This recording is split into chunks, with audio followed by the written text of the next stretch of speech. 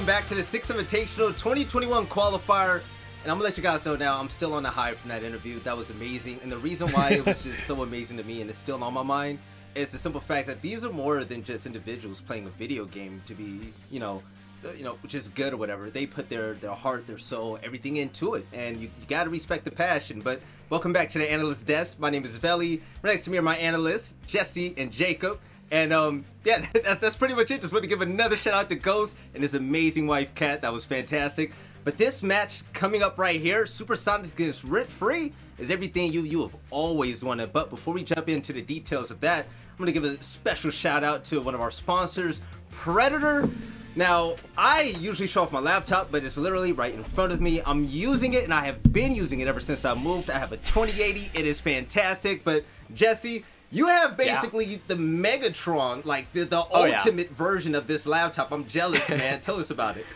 Yeah, I've got the Predator Helios 700. I mean, it's a beast. It's one of the best gaming laptops on the market. And if Christmas rolls around, obviously the holiday season's coming up. If it comes around and you don't necessarily get that gaming laptop you want, don't worry. You can return and sell all of the presents that you got that aren't the Predator Helios 700, and you can go buy one of these. Strongly recommend it because this thing is really just a beast. And it'll play Siege. It'll play pretty much any game that you give it. Really powerful laptop, and I love it. I use it all the time. Yeah, Jacob, man, you want to show us off your laptop? Oh. No, but I do have a Predator. If anyone here is an NHL fan, if you live in Tennessee, I got you. If only for this, I have rescinded my Colorado Avalanche allegiance, and I am now a Nashville Predators fan. Don't worry, Jacob. You can sell your Christmas presents to get the laptop, too, okay? It's fine. Don't want the laptop. All I want is a Predators jersey because this logo is pristine. This is so good. Predator, if you're watching this, please give Jacob a laptop so he doesn't have to eat a sandwich on camera again. Never give me a laptop, Predator, because it's too worth it for the meme potential if you never give me one. I'll take it, but let's jump into the matchup. Now, this is going to be fire. Let's talk about the SuprSoniqs. No, not the Susquehanna Sonics, the SuprSoniqs. They have gone through an entire roster change, replacing 4 out of 5 members. Super's the only one that remains, but looking at this roster on paper, Jacob, what can you tell us? What makes you excited about this roster? Because they got some gunners on there. Yeah, it's all players who have been in T1 Siege in the North American division at some point or another, especially recently with players that are coming from 2 squads known as Tempo Storm and E United that are no longer as a major part of the North American League space.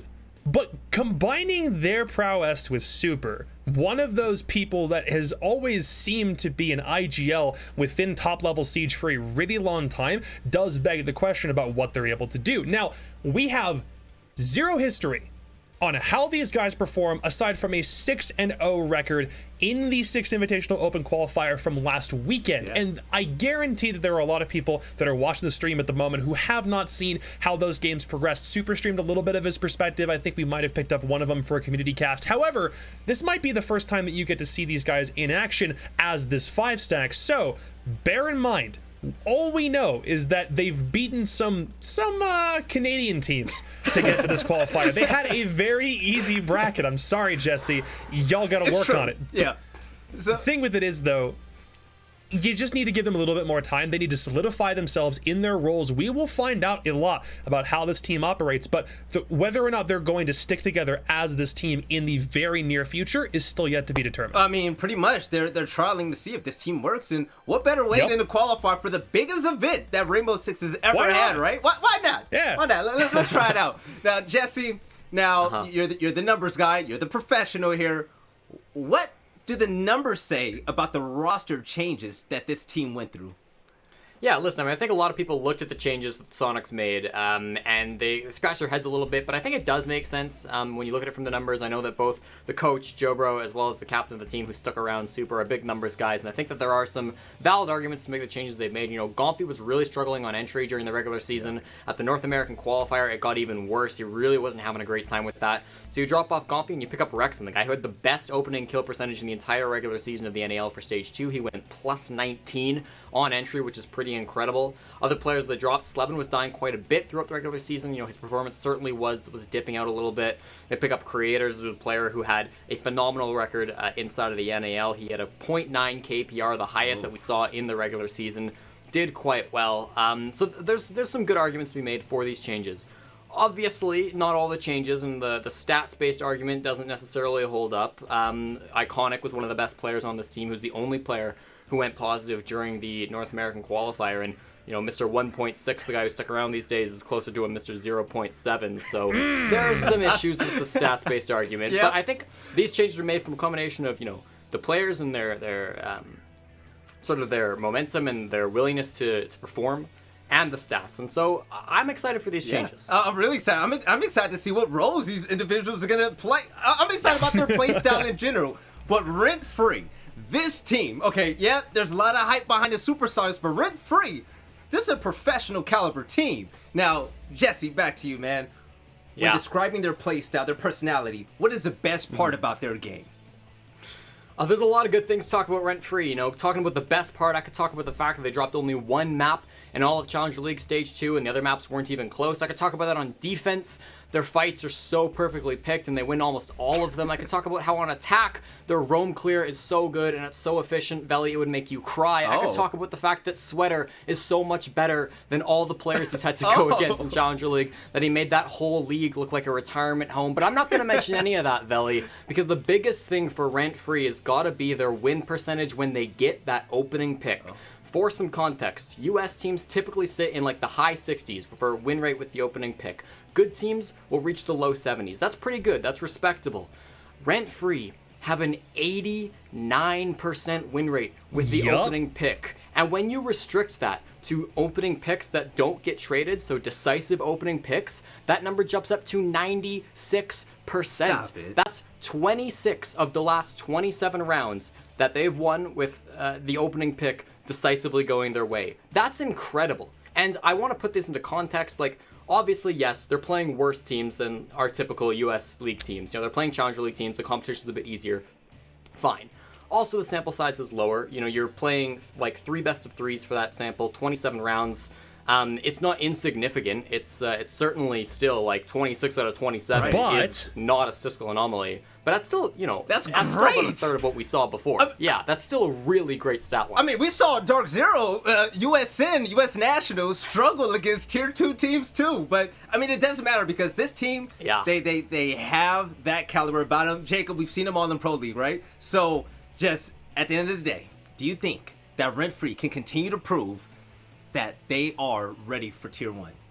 Yes, because this is the most complete roster that T2 has seen in quite some time. The problem is, with a lot of the squads in T2, it's kind of a revolving door of former pro players and other really, really good players who've never been at a pro level going in and out of different teams as they get opportunities. But the difference in Rentfree's case is that this 5-stack of Thomas Drip, Prophecy, Sweater, and Filthy have been together for long enough that they haven't had to worry about what happens if we make another roster move. They've been able to solidify their own strategies and the way in which they work together over a much longer period of time than even teams like Beast Coast have, because they only just had to make some changes over the course of the past 3 months. So it's really nice when a team at a T2 level is able to stick together for that long and create as much of an impact as they have. And because they are the winners of United States Challenge League for the 2020 season, I don't care how good the Supersonics might be, there is enough star power already on Rentfree and enough previous history to make me think they could literally go all the way to face Disrupt in the grand final of this qualifier. That's a lot of praise. I've never, ever in my life seen you act this way and give a team this much props. I gotta rep my guys in Challenger League because these are some of the best teams you have literally never seen before. So to get to hype them up on the mainstream, why would I not take that chance? Give it to them, man. And I didn't mean are they ready for Tier 1. I mean Six Invitational. We're going to raise it another level, right? You guys know what I meant. But the maps have been chosen. Jesse, this is your part, man. Run it. All right, well, we haven't seen a lot from these two teams in sort of map pool. Obviously, with this new version of the Sonics, we've basically seen nothing. So we're going to talk a little bit about what they used to look like with their old roster. As these map bans come in, let's take a look at what gets banned out and what ends up getting picked. Theme part over the board for Rentfree. Super's going to pick, that's a logo. Consulate is going to be the ban. Villa will be the first pick for Rentfree. Rentfree haven't actually played this map yet, but teams do tend to ban it against them, so maybe it's a strong one for them. Sonics were 5-0 on this map with their old field roster going into the qualifier. Unfortunately, they lost it twice in the NAQ, and that was both of their matches. So a little bit of a recent shaky past. Yeah. Then for the Sonics, they're going to tick Oregon for their map, and the Sonics really tried to make this map work in Stage 2, the regular Sonics, the old Sonics. They kind of gave up on it in the qualifiers, but they're bringing it now. I'm hoping it's a lot better. For Rentfree, they played this once. It was in the CL finals, and it was a dominant win, 7-3 over Beast Coast, the team we just saw. Then for our last map, Coastline, only played it for Rentfree once. They've only played it one time, and that was a 7-1 game versus Favelas. Great showing by them versus the Sonics. Old Sonics, a lot of teams used to ban this against them, but they've been pretty good here. Again, hard to really dig into that team for any of these maps. Yeah, now I know all of you at home are saying, Veli, be quiet, start the game, and I'm gonna let you know now the players are ready. So before we jump into that, I gotta ask you a favor before I hit that start the game button. All right, make sure you follow the Rainbow Six Siege social pages. I'm gonna let you know now, like I said many times before, the Twitter page is always popping with amazing memes, updates, highlights, you name it, and plus, you wanna keep in touch with everything that's happening when the events are coming. But now, fellas, let's make it quick because these players, they want to get shooting. Jesse, who's gonna win this game? I love the new Sonics roster. Okay. I think it looks great, but Rentfree are just way too scary of a team. I gotta give it to the Challenger League team. Rentfree with the upset, Jacob. Are you feeling the same way? Yeah, but it's not an upset because this is a brand new team. We haven't really seen what they can do, and they might be really good players, but at the end of the day, you're facing a far more composed 5-stack that's got way more time and just as much experience at a T1 level, or almost just as much. I'm going with my boys in Challenger League. Right. Rentfree's going all the way, baby, I swear. We're going to find out. I'm pretty sure Thomas is happy to hear this. I know he's ready to pop off, but ladies and gentlemen, now it's time. SuprSoniqs and Rentfree. Blue and Stokes, take it away. All right, thank you very much, Veli, and welcome, ladies and gentlemen, to our second match of the day here from the SI Last Chance Qualifiers in North America. As usual, Stokes is going to be casting with me today, and we've got a match pretty much ready to go already. It is the SuprSoniqs versus Rentfree. Stokes, how are we feeling about it? Oh, there's a lot on the docket today for us, John, with these two teams stepping up, especially the Sonics. I think that's what I want to talk about the most. This roster recently being obliterated, but then put back together with some really, really fine pieces. It almost feels like they, went to the Ripper Dock or something like that and got some new stuff plugged in. But I really like what I'm seeing here. Dreaming Creators coming on over, as well as Grixer and Rexon from E United. There's a lot of duo, synergy going on here, and then you have Super at the helm running this entire squad. I honestly think that it's going to be a really, really interesting best of 3. I don't fall on either side of the fence when it comes to this. We're going to have to see how it goes. As usual with these matches, we have our community poll. These players were lights out during the actual stage itself, but we want to know now who's going to continue to stand up in this matchup. Is it going to be Sweater from Rentfree or Creators from the SuprSoniqs roster? Go ahead over to our social media channels, notably our Twitter at R6 Esports NA, and go ahead and let us know which player you think is going to stand out more in this match. And now with that out of the way, we should be able to get started with things. We've got a pretty interesting map pool, most notably the fact that we're starting out on Villa, which has tended itself to really test teams, especially from a strategical perspective, pushing them to their limits. And this is going to be great for both of these rosters to try and test themselves. After that, we go on to Oregon, and then if memory serves me correctly, Coastline for our final match as well, which should be a really good final 2 maps, especially if we end up going the full distance. Let's get into the bans, though, as the first one is coming up right now from the SuprSoniqs. Lots of history in between these two squads as well. Obviously, the Sonics with a new look, but Rentfree has no slouches on this team either. A lot of grinders here that have been working at Pro League for a very, very long time. Multiple of them on the cusp of success or just breaching right in and then getting kicked back down into Challenger League. So we'll have to see how this series plays out inside of this best of 3, but I really like the map choices that we have along with this. I think this is going to be a very, very good litmus test to see just how strong this SuprSoniqs roster is now with this new fresh face. We already have the bans coming in now. Second offensive ban coming in. Already have Habana off the board, and that's going to be paired with Thatcher. So usually seeing the combo of a hard breacher along with Thatcher getting banned out, that's going to stay the same here with Habana being the primary choice to take out as the hard breacher there. So despite the new patch, things staying somewhat similar to what we had been seeing in the past months there, with obviously a slight variation coming on to this. Now this is a trend that we've seen skyrocketing in the bans recently, and this is the removal of Valkyrie, which is starting to happen more and more and more. as she's become a more popular ban over the past couple of months. A lot of utility provided by her in the intel department. It's very annoying to deal with and often bothersome to look for, so better to just get rid of it entirely is the choice that a lot of teams are now making. And finally, Goyo will be our final ban. There's going to be twice today that I've seen Goyo banned out on maps. That's more than likely just leaning towards that shield meta that we had seen prior, and obviously that's not going to change up too much. Granted, our throwable deniers are a little bit different now, but Goyo still provides those 2 explosive shields that can be quite a nuisance, especially on Villa, where you can set those up for a lot of denial for, the case plant and things along those lines. We're going to be jumping into the map now, folks. Rentfree on offense, as well as the Supersonics on defense. So let's see how they play this out. We're headed towards Aviator Games first here with a pretty rudimentary lineup. We're going to have Wamai and Jaeger off rip as well. Perfect sense to see the Goyo getting banned out here. So many sites where he can find a massive amount of use and a massive potential for delay from those explosive shields. So this first site, we're going to see an example of just how much he could have been impacted pretty heavily here, of course, with his removal from the pool now.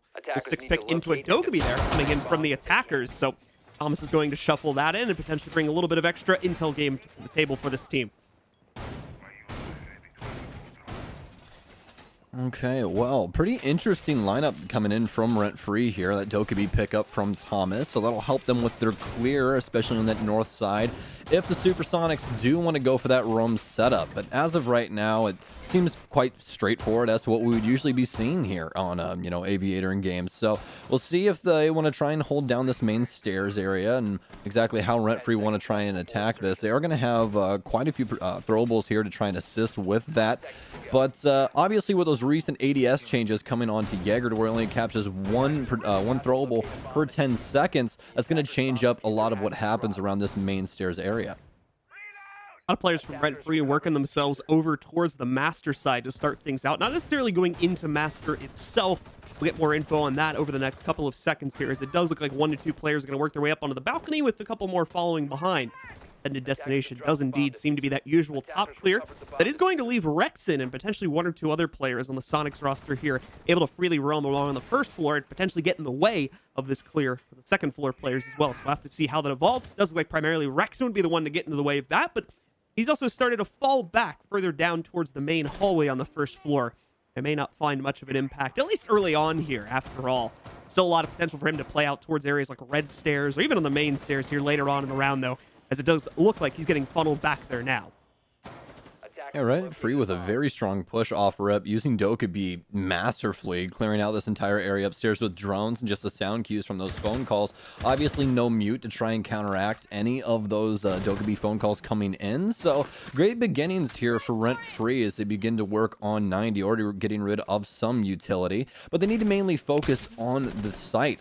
Not too much going on for the Sonics downstairs, but a nice pickup from Rex, and what else would you expect from him is he gets one and immediately drops the hatch downstairs. Talking earlier about how Rexon could find impact because it didn't seem like he'd been scouted out too proficiently down on the first floor, and it seems like that may have been the case. We've got other defenders starting to wrap back in from the main stairs spot now. A nice crouch position being taken there by Drip, though, as he prones himself with a slight hole in the door in order to trap Rexon when he goes in for a retake on Study. Take him down. It does seem like Drip's got an idea of the other player back by top main as well, and Creators will miss the opportunity to frag that player. However, maybe I've spoken too soon, and it seems I have. Creators leaps out, takes down Drip, gets the trade from the earlier lost teammate, and brings us down to a 4v3 with a little over a minute remaining. Well, we expected craziness walking into this, and that's exactly what we're going to get. Thomas on the tailcoats of the Ash trying to push up main, or excuse me, Creators as the Wamai trying to push up main. Just having flashbacks to previous Creators plays here for just a split second, but only 45 seconds remain for a play to happen from Rentfree. The Sonics, pretty good site presence here, but still have to worry about 90 as Prophecy's already worked his way upstairs. Air jabs all down for him, so they have a good blanket over this entire site, but they need these picks to happen now as Sweater goes down. Tries to pressure in off the phone call, finds one, but oh no, Prophecy swinging wide on all of these, trying to clean it up with a Han Solo pistol, but it's all for naught. Creators with a quick 2K, and the Sonics take round 1. Can't land those final shots with the pistols, and like you're saying there, Creators clean things up for his team as they're going to be able to take control that opening round, and we'll see the defense hold themselves in stalwart fashion to pick up the opening round and continue to rotate their sights in actually fairly normal fashion, which is quite a surprise here when it comes to the Supersonics roster, just because of the fact that inside of at least the Pro League areas, we've been seeing teams start to shift away from picking these top floor sites initially. We've been seeing a lot more teams tend to go for either the living room hold or the dining room hold as their second choice. But it does make sense sticking with the basics here for the Supersonics roster when we consider the fact this is a fairly new team. So they may have not had the opportunity to flesh out some of the deeper aspects of this map as of yet. Yeah, absolutely, but it seems as though, you know, what they're bringing to the table is working for them. That first round, you know, just deciphering what was really going on, Supersonics kind of set pace there. Rentfree was trying to get, you know, a nice collapse set up for the site, trying to get control of study whilst they were pushing on the master side. That's a pretty standard take for this map. The Sonics decided to, you know, just throw all the books out the window and go for some debauchery, and that's exactly what happened. They immediately run outside, get some picks, and it seemed as though the aggressive plays really won them that round. Rentfree not exactly ready for OMI to be jumping off of the study balcony. So we'll see if Rentfree tries to adjust and play closer together for some trades or what have you, but it's more than likely going to require an adjustment from them. But obviously the Sonics can always slow things down as well. That's something that we see happen quite often inside of Rainbow Six Siege, just abusing that I can't exactly think of the word right now. Pacing. There we go. That's the word I was looking for. The pacing of the game. That's something that a lot of these players, particularly Rexon, has been really, really good at inside of his career, is just always messing with that timing to really put you on your back heels. See, Grixer going to try to line up a bullet hole for himself. It quickly turns into an open wall, however, and he leaves himself pretty exposed as a result of that. So Sweater will find the quick first pickup here. Rentfree, as they're going to be able to take him down, bring it into a 5v4. Rexon with a fast response, though. Rexon seems to be on top of things here right now for the Supersonics, and most notably getting the first kills in that apartment for them. He's able to hold towards top main. Still a little bit scared of the drone presence that had been shown at that main stair just a second ago, so we'll have to keep his eye on that as well. But start for him. A good attempt to hold off the push from Rentfree. However, just as I say that, Prophecy gets another very nice pick against Creators, who is just barely peeking the gun vault. Well, it doesn't seem as though the Sonics want to back down, though. Rexon already adjusting to Classical Hall and tries to find a Nomad, but Prophecy's just quicker to the trigger. Still has 2 air jabs on his person as well, as Rentfree continues to steamroll this entire round. Very, very quickly dispatched from Rentfree as round 2 goes right into the back pocket.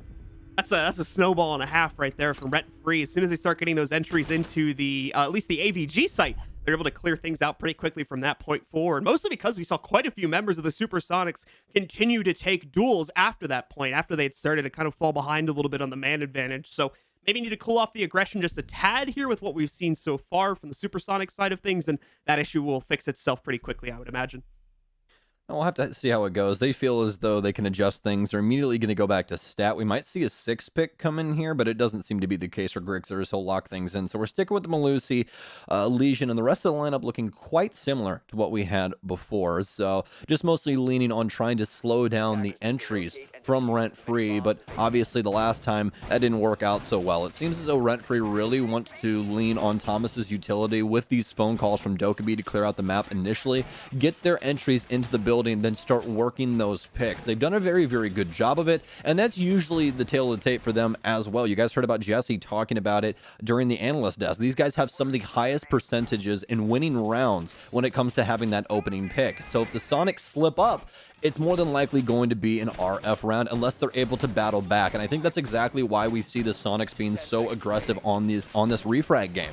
As long as they're able to get the refrag and equalize that man count, they have a chance. But the problem is that it seems as though Rentfree, when they do get that pick, they just start the engines and that steamroll just starts, as you were saying before, that snowball. It just seems like an avalanche at this point. We'll have to see if that continues on.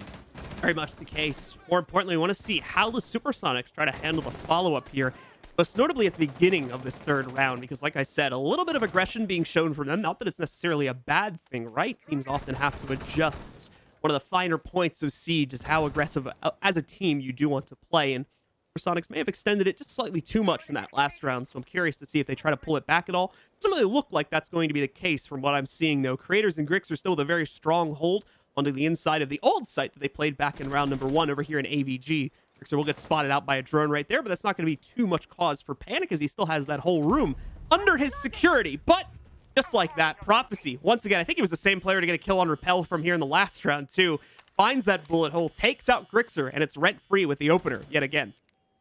Bullet holes are all fun in games until you realize that there's a lot of ammo in everyone's pockets. So more and more often that you do those bullet holes, the more often you're going to get shot in your face through a random wall. And this has been twice in a row now in this case for Grixer. Very unfortunate start for him, but now it's time for the rest of the Sonics to step up, and Creators is trying to do that exactly right now, but it's Sweater to win out that gunfight instead. They've cleared out all of AVG. Now they just need to work onto site. Rexon's still alive, and this man's an absolute game changer when it comes down to it. Takes one good opening for him to completely flip around on its head, so we'll see if he can possibly have any impact. Rip's still doing a lot of drone work over there by Master in the meantime here, as Rentfree has cleared out the majority of the area around AVG. Still have to focus on the actual site, of course, and that's where players like Super, Rexon, and Dream are still alive, and mostly, with Rexon being the exception, of course, having been untouched up until this point in the round here. That's going to start to change. We do see Dream move in, attempting to deny the breach that's being made on the primary site wall, and it looks like that attempt at a denial was a success. Flexen now trying to work his way around here over towards Trophy as well, as he's getting ready to push himself back in, but I think we'll just be dealing with utility for the time being, as we're into those last 50 seconds. Just the final preparations are being made now here for Rentfree in order to make their execute happen. That does mean that they're going to be running into some pretty dangerous elements here pretty soon, including the Alda sitting deep in the site, played by Dream. But Super had a little bit of a problem keeping himself consistent there. Was moving a bit, put him out into the open, and that revealed himself. Drip finds a nice opener. He's going to look for two here as he brings Super down low as well. Waiting for the rotate, but he's not going to get it just yet. Thomas finds the next kill instead to take out Rexon. Super's not too far behind, as it's a flawless round from Rentfree to pick up number 3 for them.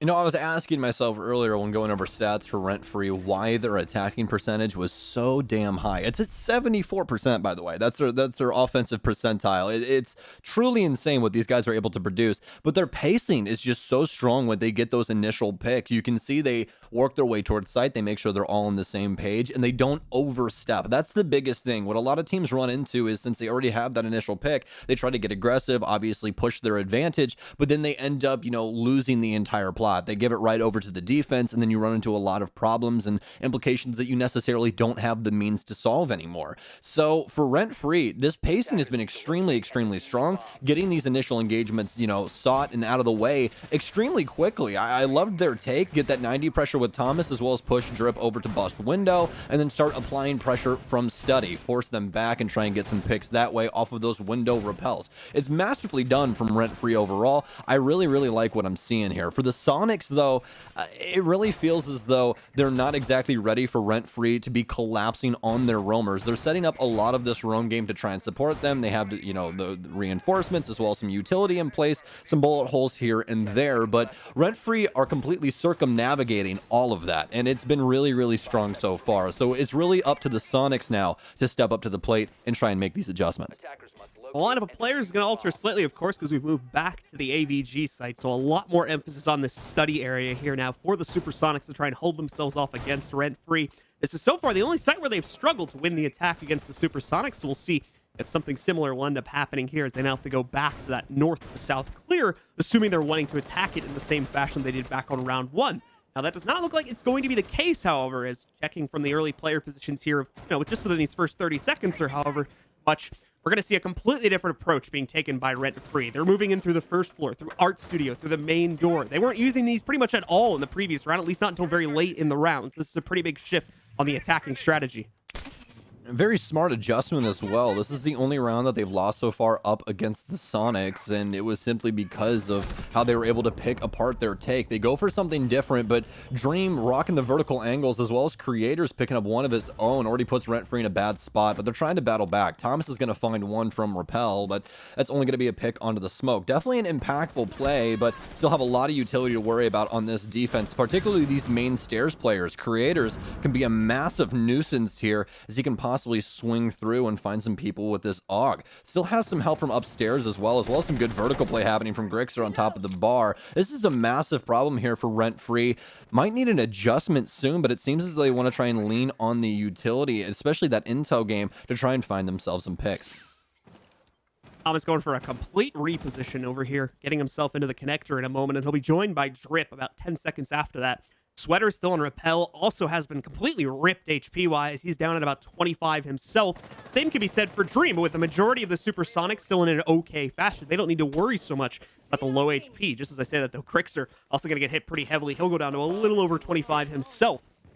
Last call going to roll out here, see if it gets some any extra intel. Thomas trying to capitalize on this late reinforcement that's going on as the player moves away from it, but the shots come in just a little bit too early to catch the player coming off of the animation. So not going to gain much from that out of that situation. Breach now being made over here on the gun vault wall. Will it go off? Yes, it will. Only one of them, though, as the second does look like it gets denied.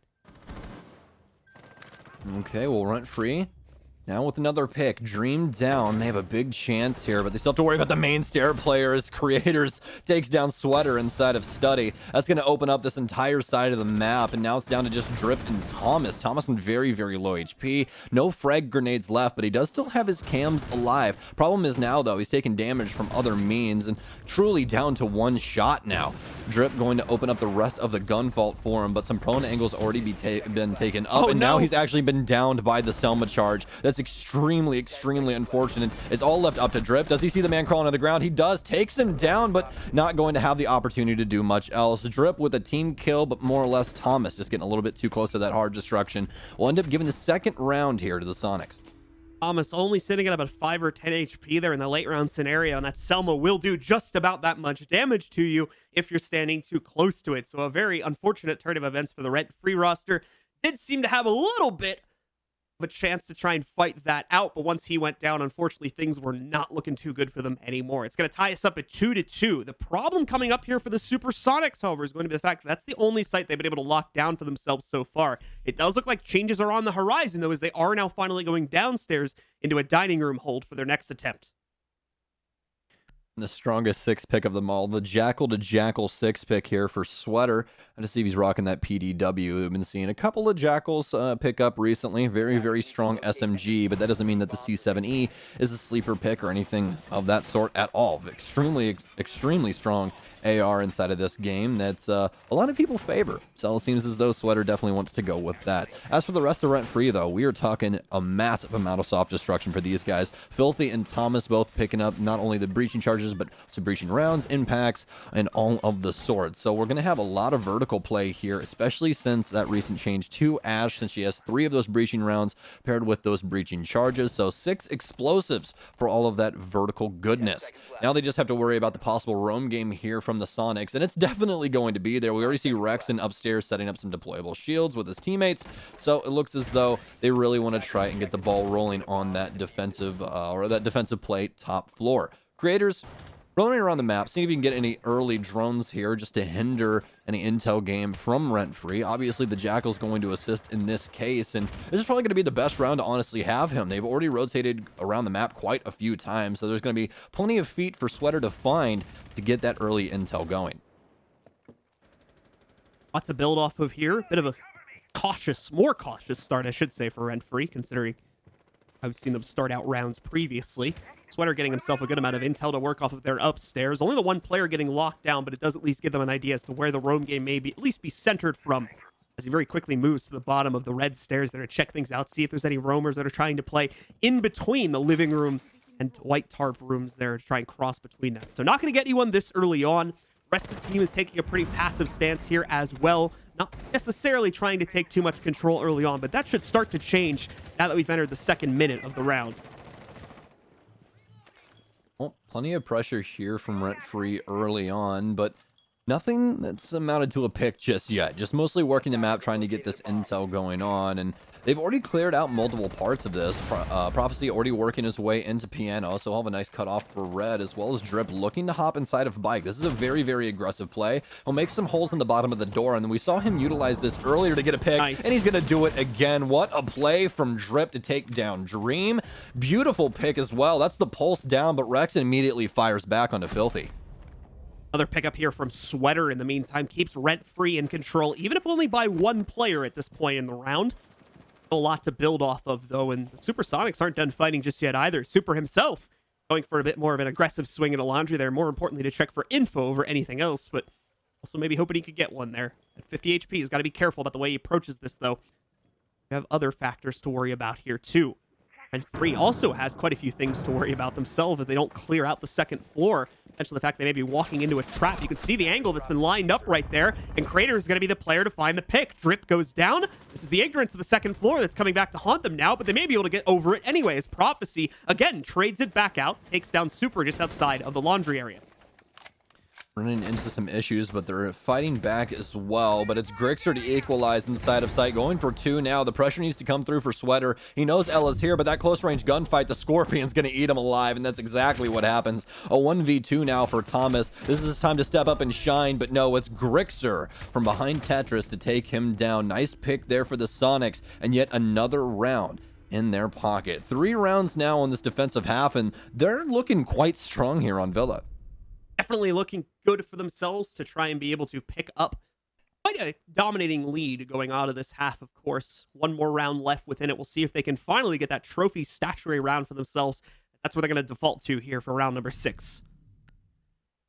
Yeah, already losing statuary twice in pretty convincing fashion as well. We talked about previously how Rentfree's take for this site is quite strong. They handled the roam game extremely well. I really don't see too many holes in their plan. So really this is down to what the Supersonics can produce, what is going to be the game changer here. And it might start inside of operator selection, John. We're getting rid of Legion. We're picking up Pulse. Now this is going to change what is possible for the defense, especially if Creator stays downstairs. Especially in the basement here on Villa. Pulse is an extremely potent operator when he has the chance to use that vertical play with his cardiac sensor to get intel for his teammates. You can basically be the maestro for gunfights. You tell your teammates where to go, where the offense is, and you just start getting kills. That's really how it is. He's almost constant intel all the time. They're also going to be setting things up downstairs so that Creators has a safe haven to use nitro cells if needed. Could see him paired with another nitro cell wielding defender as well in the near future. But I really like this adjustment so far from the Sonics.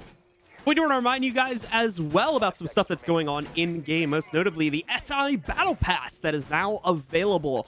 100 tiers and 134 rewards. All sales of the SI Battle Pass will go and support the SI prize pool, so make sure you guys are checking that out, seeing if any of those skins are worth your trouble to grind for. Maybe you can go ahead and game right now and pick up an SI Battle Pass. Oh, well, they absolutely are. First things first, this might be a little bit biased operator-wise, but the Ash skin looks so good. So good that they put it at the very end of the Battle Pass, so I have a lot more Siege to play. I'm not exactly salty about it. I just kind of wanted it faster, you know? So that as well as the attachment skin. Oh, that thing is so beautiful. Flexing Filthy, trying to find Pulse inside now. This not going to be the best when it comes to these gunfights, as Filthy trying to work the hot pings, able to finally find Creators after quite a few magazines dumped through the bathroom wall. Filthy with a good opening pick, and once again, Rentfree is off to a hot start here as they get that opening frag, which so often leads to 1 rounds for themselves, but we need to worry about a couple other things as they work their way up to the site here. That includes the remaining roam game, which to be fair, there's not much of it. A lot of their players have already started to peel back, but you've got Rex in here right now, who's already in fact trying to take a fight. If it was from this engagement or the damage happened earlier, but Sweater is going to be brought down incredibly low now to a little over 25 HP. After that engagement, Rex looks like he's also going to be called back to just kind of more naturally defend the Astro area now. Here, Grixer still inside of the master bedroom, is also in a bit of a hot zone here too, but he also quickly backs out when he sees the drone presence moving in, just because they don't want to risk losing an extra player at this point in the round, especially considering they're already down 4v5. Yeah, this is going to be a big issue for the Sonics now as well, simply because they don't have really any intel coming from the Pulse any longer. I mean, obviously the Nitro Cell could have made some impact, but they're mostly stuck on the site. So these initial gunfights and the initial contact points here inside of Master are really going to tell who wins this round. We still have Super inside of Astronomy as well, working in behind that desk, but he shifts on over to Trophy. Submit it now, though, as Rentfree still leads 5 versus 4. Still plenty of utility for them to go through, but it's Dream to stop things in their tracks over on the Master Triple Wall, able to impact away one of those Selma charges, in which Drip has no more of. So, for Rentfree, it's all about the funnel. Can they win these initial gunfights to try and bully their way into sight? See Drip again, just scrounging for info here, trying to see if they can get something to work off of it. It seems like they might have just done so off of that previous drone there. Dream missing an opportunity for the exchange and re-peeks into a different angle, losing himself in the process. Rexon finally gets some revenge going here for the Supersonics, but is it going to be enough? That's the question. No, Rexon goes out wildly, swinging into a whole group of the Rent-Free roster, causing him to be lost. Super still alive in this one, though. He's picked up 2 quick kills, and it now goes down to the final 1v1. Thomas trying to clutch it, but he's also dealing with a Banshee sitting right next to him. Super knows he's within range of it. Thomas will destroy the Banshee. Doesn't matter. Oh, Thomas with the scope in to take down Super. Rent-Free, get the round. What a round there from Super. But at the end of the day, he's still Allen Iverson. No ring, folks. No ring. Thomas takes him down. Doesn't really matter anymore. But great round there from Rentfree overall. Almost a fantastic clutch from Super. That's what you love to see from the team captain. Things are now tied up 3-3, though, as we change sides. And that's a way to, kind of blast things off there. Those rounds were pretty rudimentary all the way up till that last one where the clutch potential finally came out. Just a lot of picks back and forth in between these two and trying to equalize man count. It was either Rentfree that ran away from with things or the Sonics that ran away with things. That was really one of the closest rounds that we had inside of that half. So we'll see if things change up when it comes to the defensive half here for Rentfree. Again, very solid when it came to their offense, especially inside of those picks, but that's exactly what we expected from them. Just didn't translate as many of those as we initially thought, but also the Sonics, extremely strong early on with that aggression to catch Rentfree off guard, and I really feel as though they're both still trying to figure each other out, right? Like, obviously, the Supersonics is a fresh roster. They really don't have an identity or play style just yet. They can still switch things up, and there's a lot of things that are open to interpretation. They've only had so much time together. So for Rentfree, this isn't the fact of, okay, we can kind of watch a couple of VODs and see exactly how we want to play against this roster. It truly is, just trying to figure out, what to mesh with Play-Doh. I mean, you can turn it into anything. So Rentfree is still just trying to figure out exactly how they can handle this Sonics roster, but they're still doing a bang-up job. 3-3 once again. Honestly, with Villa and how it usually plays out, that's a very strong start. Yeah, I mean, coming off the attacking side of Villa with a 3-3 half is definitely a pretty promising start to this matchup. It does depend pretty heavily on how they're now going to rebound it into the defensive half, but if they can get the first round or two here in the defensive half and look pretty strong doing so, those 3 rounds that they got on attack is going to end up being a massive boon for them to build off of here as they try to look for the actual W in the second half. Now, as we take a look over at the Supersonics side of things, a lot of heavy drone work being done, very similar to what we saw from Rentfree in their initial rounds as well here. A lot of investigation going on about the AVG area and the resounding areas on the first floor that are above that as well. A lot of those drones, early ones at least, going to get taken out without really finding much. And so that will be the all clear in just a second here for Supersonics to move in and begin the clearance of at least the AVG side of the map on the second floor. Well, no harsh defense here from Rentfree, but as soon as I say that, Thomas, with a nice peek outside, finds Grixer all the way down by Art Studio door. Hell of a shot from him. Takes down the sledge. That shouldn't have too much of an impact, besides obviously man count here inside of this round, since Sledge isn't going to have, obviously, a lot to do with that hammer. Still, those grenades could possibly find somebody, and having that gun up could definitely help a lot. But now Rentfree, once again, with the man advantage lead, and this is something that they've grown a liking to. Flexen, Filthy, picking up once again, and Thomas going to fire back. Oh no, this is not looking good for the Supersonics at all, as Dream's finally going to get one of his own, but Prophecy with the refrag, it's all already down to Super. It's a 1 versus 4. We saw him get a triple kill the last time, but he can't even get the first kill. Sweater with an uppercut to the chin, and Rentfree walk away with round 7. Dream and Super, the last bastions of hope right there for Supersonics. Dream getting some unfortunate timing, and Super just not able to get anything going for himself in the clutch. That is a definitive opening round here from Rentfree to now push themselves into the lead at 4-3 over the Supersonics. Definitely a good sign for the follow-up rounds. Interesting choice more than anything to start it over on the trophy side of things compared to Aviation where they're going now. But again, a lot of times it just comes down to team choice here, and it seems we have an odd man out with them choosing to go for that one first. They're going to return to AVG now for this upcoming round as they look to solidify their 5th. Okay, so 6th pick coming out for the defense.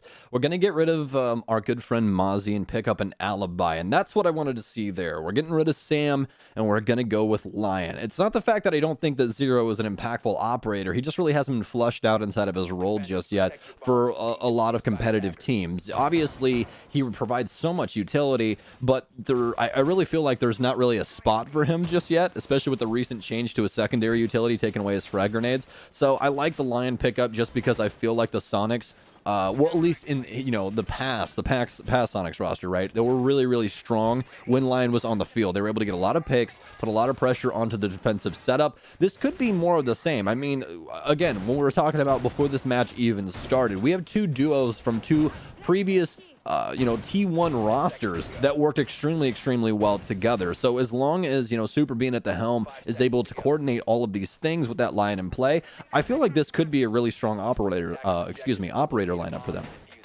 We'll find out if that's going to be the case here now for the Supersonics as they're out and about on the board. Sweater is looking for an initial pick as well, managing that cross, trying to see if he can catch anyone from it, but it's not going to be the case. He'll have to quickly back away and focus on the main stairs, where his actual job this round seems like it's going to be focused on there for the alibi.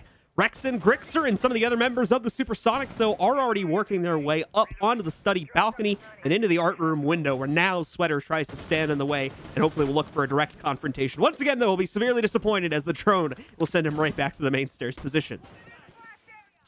Yeah, still plenty of drone spinning down there as well, even though we got the initial one, is the Sonics starting off strong here with the drone game, as well as getting rid of the shield inside of study. But it seems as though they want to make a quick adjustment downstairs and try putting on some pressure with this EE1D. Piano control already in their hands, and not too many Rentfree players downstairs. In fact, everybody's already rotated up, so they have free reign over the entire mid floor right now. But big problems now is Super's actually been downed outside by what appears to be a nitro cell, more than likely. Yes, Drip has already used one of those, but Prophecy now trying to go for two. Thomas gets one as well, as Rentfree is all over the Sonics on this entry game once again.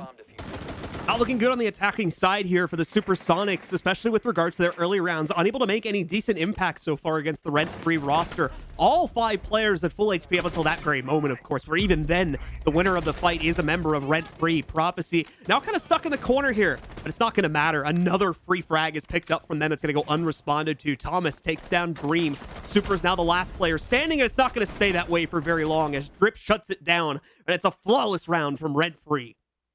Oh, that one's gotta hurt. That's 2 flawless rounds now for Rentfree throughout this map so far.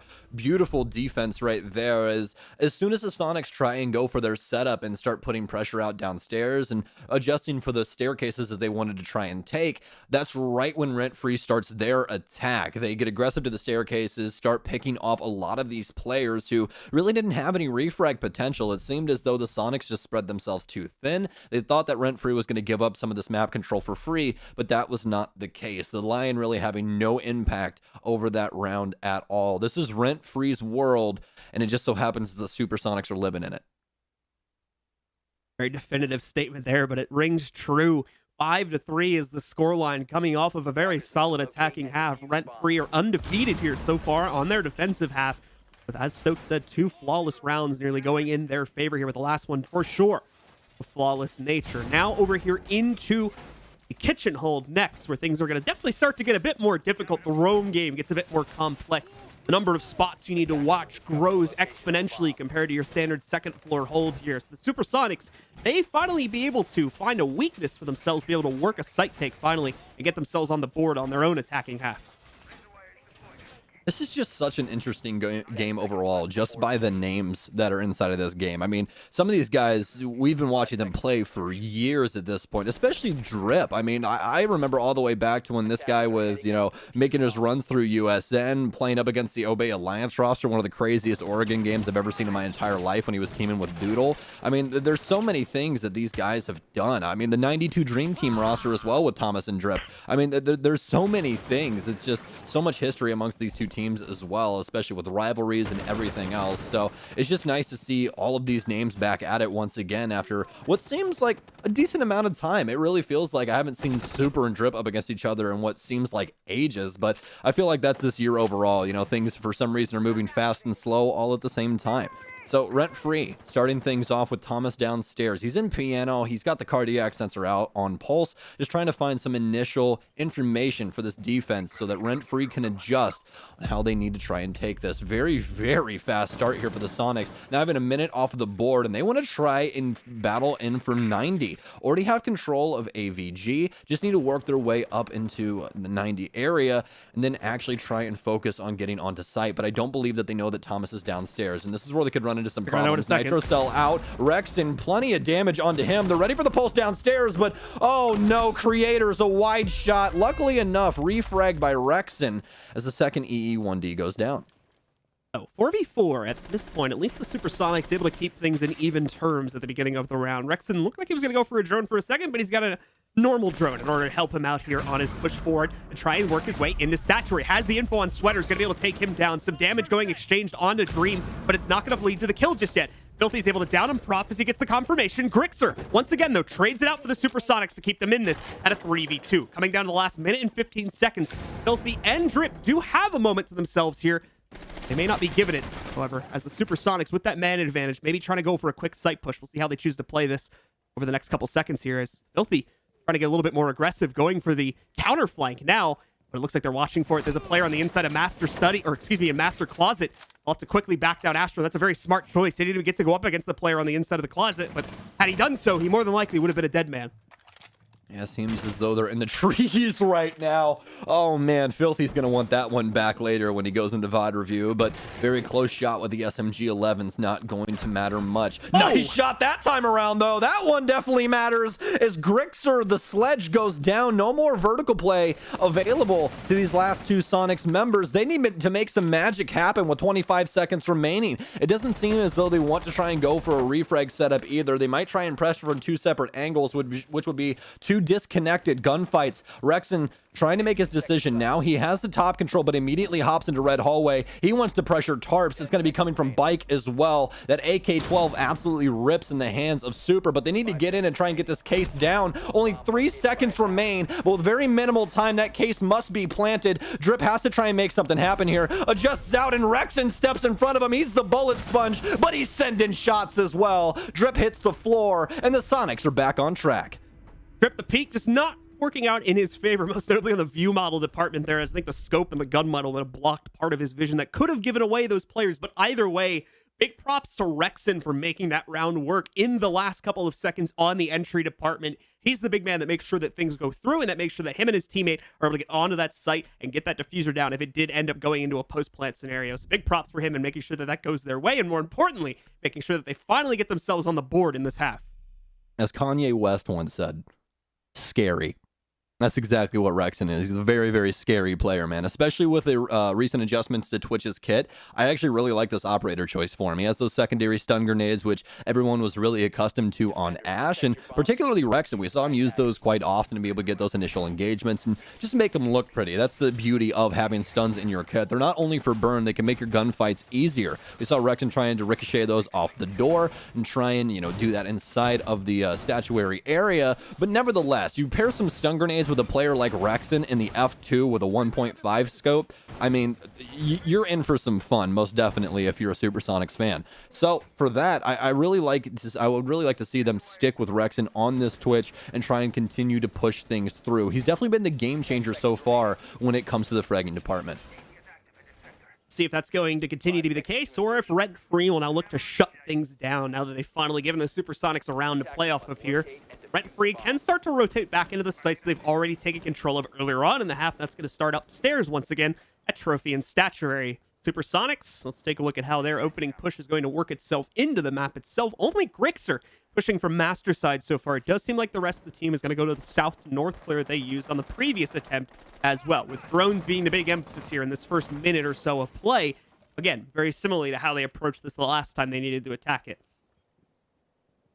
A very, very straightforward clear here. South to north, handling Study. More than likely going to have some pressure downstairs just to make sure no Rentfree members want to try and blow them up. Obviously, we saw the pulse play down here the last time, so the Sonics will be aware, and that will surely be on the docket as you see Super drone downstairs with Dream. And they've already confirmed that Rentfree are mostly on the north side of the map, just playing around the living room as well as kitchen area. So good beginnings here for the Sonics when it comes to the intel game. They've already worked their way all the way up to bench as well. This is a very fast round right now.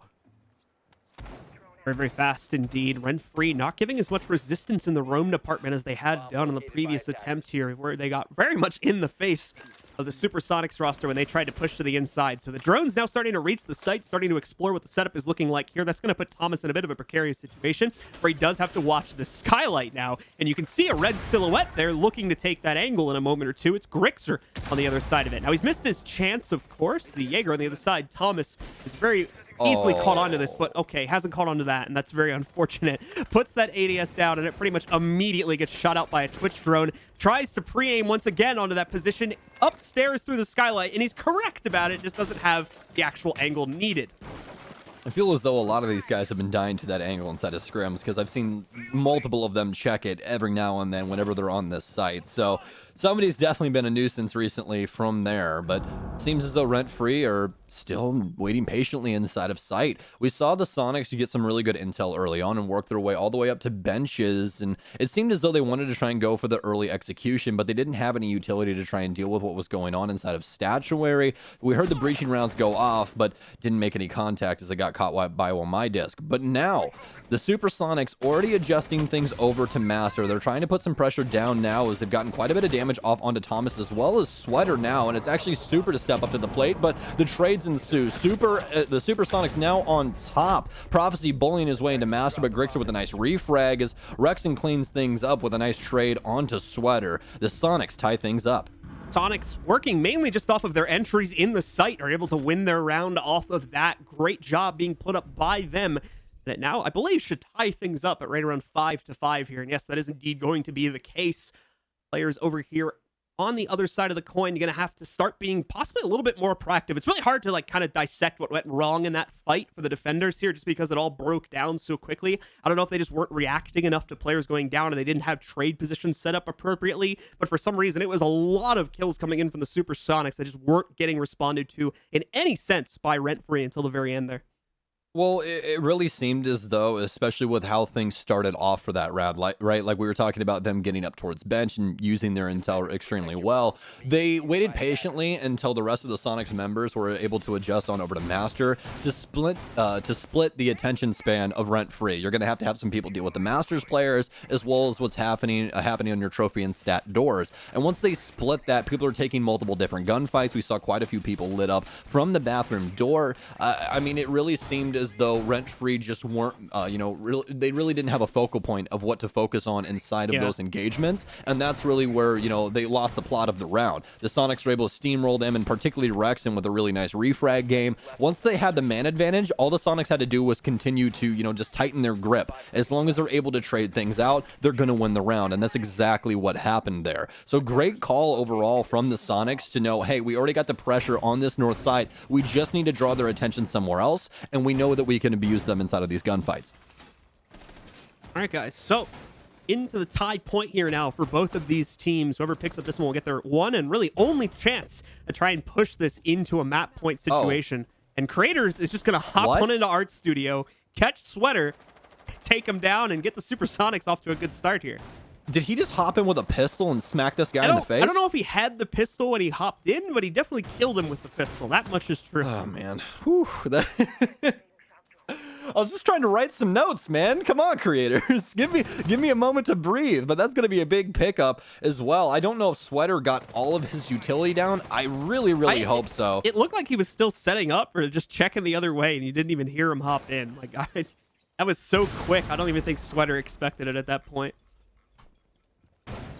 Well, some very poor beginnings here for Rentfree as Sweater gets taken down in some very, very weird context there. But now the Supersonics, they have a chance to get to map point here on Villa. As Rentfree continues their setup on site just to try and stop some of these initial pushes from the Sonics, especially around this main stairs area, it really seems as though Rentfree are drawn towards study, almost enthralled right now. Nitro Cell's out trying to stop any push attempt at all, but all of this utility is falling on deaf ears. There's really no one here that's going to get damaged from it. All they're truly doing is not only breaking up the floor, but also breaking up their own utility. We saw some barbed wire there just get exploded as the Sonics are taking things, at their own pace, just working the map, getting some frag grenades in, a decent amount of damage off onto Drip, but nothing to really call home about. About 10 HP there, but now it's really just up to Rentfree to see how the Sonics are going to interact with this. They really want to get another pick, it seems, before they try and go for these engagements. Let's see if Rentfree gives it to him. Dream, a little bit of an arcade battle here, it seems, with Prophecy, and Prophecy will win it as he's able to finally line up the angle he needs to commit to the swing. Takes down Dream, who's been waiting for that chance for so long. Doesn't even really get to see the head when the swing finally comes out there. He just gets shut down entirely on the hold from Prophecy. Very well played from Rentfree. might be exactly what they need to get back into this round. That's going to be another good pickup from Drip, but it is traded by Grixer. So we stay even, now down to a 3 versus 3. Craters, looks like he's ready to move in as soon as he deals the utility on top of the map table, though. Still a bit of delay. There's not any more time for this on the side of the Supersonics. They need to move in here quickly. There's only 20 seconds remaining. Thomas is going to pick off the first player, trying to move in. The second one seems to make it behind the map table and gets a kill as well. That's Super picking up Prophecy. Plant now going down behind the gun vault door with the last man alive. Besides the Plant, they're supporting this. He's going to go down, though, but the Plant also gets down to the ground. However, that doesn't seem to matter. Thomas, once again, clutching it out for Rentfree. He's going to be able to shut things down with the final 2 kills and pick up round number 6 here for his team. Great attempt there from the Supersonics, but not able to close things out. An amazing cross held by Thomas that could also see through the smoke. It almost created a one-way for him there, John, on that angle, as he could just see the heads of his opponents run into the actual room, and he was able to pre-fire quite often through that smoke, get some damage off as well as a kill. So some really, really strong stuff there from Rentfree to battle back. It really seemed as though the Sonics wanted to take that in a patient manner, right? They wanted to work those picks, but that was the main problem. Rentfree were able to just battle out through sheer willpower. I mean, they were just aggressive to these angles, able to win these gunfights, and that's exactly what you expect from Rentfree. Lean on that mechanical skill, and more than likely, it's going to work you out of some of these problematic issues. So, Rentfree now in the lead here. Map point for them. We still have plenty of maps here on the docket, folks. Next one's going to be Oregon, so let's not get, the cart in front of the horse here. We still have to see if they can possibly close things out here on Kitchen. Great adjustment from them, and a lot of nitro cells in tow to try and support them with this top floor hold. Into our penultimate round here now, or this is actually the ultimate round, excuse me, at least I was going to say, somewhere time. Parker is extremely happy you said that. Penultimate would have been the last one. I did my math wrong there. But either way, going into the final round of regulation here now, the Supersonics have to close this one out if they want to continue this map into OT. Rentfree, similarly, will have to get this one if they want to actually win this in regulation. We'll see how all that develops over the next couple of seconds. This is going to be a much more difficult round for Rentfree, though. They've tried to hold downstairs previously and did lose it to the Supersonics. So we'll see if the Supersonics are going to be able to go for a quick repeat, or if Rentfree will be able to correct their own mistakes and shut down this map. Okay, well, out onto the field now is the Sonics. Their offenses have been going back and forth. We've seen a lot of aggression from the entries, particularly Creators and Rexen, who have got the bulk of the frags right now for the Sonics roster. Dream bringing up the rear as he's been playing Nomad, and quite a few supporting characters, just really hasn't been able to find his gunfights just yet. 2-2 right now. I'd love to see him step up just a little bit more, but that's what happens sometimes when you're on that flank watch. It's either going in your favor like you're thinking, Nate, or things like this happen. But either way it goes, the case of the matter is right now, they've still got a game to win, and particularly this round right now. So if there's any time for Dream to step up, this would be the best moment to do so. Rentfree still with a very strong defense. We talked about those nitro cells and how they're going to try and support these top players upstairs. So we'll have to see how the Sonics want to try and deal with this. Seems as though they want to try and walk in through Master and apply pressure from both angles. But the problem is now, though, is that Thomas has already read this out with that cardiac sensor from down low. So the Sonics already being known as to what their approach is going to be, what these intentions are, but it doesn't seem as though Rentfree has an ability to stop any of the hard destruction on the Master triple wall. Boiling down in the last half of the round, and that's where we're finally going to see our first kill show up here. Drip, once again, first on the board here as he takes down Grixer. That's a bit of a dangerous opening kill because of the stat line that we talked about during the analysis desk, and it seems like it might be holding true here. A second kill now found for them, maybe a third. Drip has to re-engage, though, because he takes a lot of damage from that initial flick there. Oh, and he's actually going to go into a downstate mid-hop into the bathtub, so he'll just lay down there for a minute, think about what he's done wrong. Rexen will pick up the next one here, so it's technically going to be a 3v3 if they can't retrieve Drip. They know he's down, I think. They haven't been able to confirm it just as of yet, but that'll more than likely get confirmed in a second to actually bring it down to a 3v3. There's the confirmation, takes out Drip. A nitro was thrown, but I don't know if it's going to lead to a kill. Thomas is waiting for the opportunity to call for it. No one from the Supersonics has crossed the line just yet, but that'll change in a moment as soon as Rexen gets off that drone. I feel like I'm watching a Jaws movie right now. Somebody's got to step over this, and somebody's losing a limb. It doesn't seem as though it's going to happen, though. Just a little preemptive on that. Now knowing that their fate could have been a whole hell of a lot different if they stepped on the wrong part of that floor. But only 25 seconds remain now inside of this 3 versus 3. Sweater, as well as the rest of the Rentfree roster, prepared to handle things inside of China. Sweater's going to step up inside of the kitchen just to see if he can catch somebody on an off angle. Lots of damage here, but oh my, Rexon bullies his way in, but he takes his own gunfight damage as well. Down to 1 HP, almost able to flick to Thomas, but that's 2 for him now. All down to Super, the team captain, to try and keep him inside of this one, but it's not going to matter. Thomas with the trade onto Super, and a triple kill on the round seals the deal here on Villa and pushes us on over to Oregon. Thomas once again coming out in the clutch there on the final round. A massive player from the individual perspective throughout the course of that map, especially when it came to late round plays and clutches. That was his third one just contained within that map where he was able to shut it down, and it gave him a well-deserved MVP there on the screen, even though you guys don't see that. But he topped it out as well at 15-7, with the next highest teammate being Prophecy at 11-8. Really well done by him, and hopefully we see that performance continue into maps 2 and 3. Yeah, you have to be happy about that if you're a Rentfree fan, especially for Thomas. I mean, this guy has been on the grind when it comes to competitive Siege for an extremely long time. Former professional player as well, and just trying to work his way back up. The Six Invitational qualifier means a lot to these players. But we have Oregon next up, John. How are you feeling about that one? Oregon, I think, is going to be even more of a competitive map. A lot less of the restrictions to the roam game, I think, is going to be in play. A lot more freedom going to be given to those defenders in that regard. I think that means we're going to end up with even crazier rounds than we had here on map number 1. But don't take my word for it, folks. It's coming up just around the corner. Right after this break, we'll be returning with Oregon and a lot more action here at the SI Qualifiers.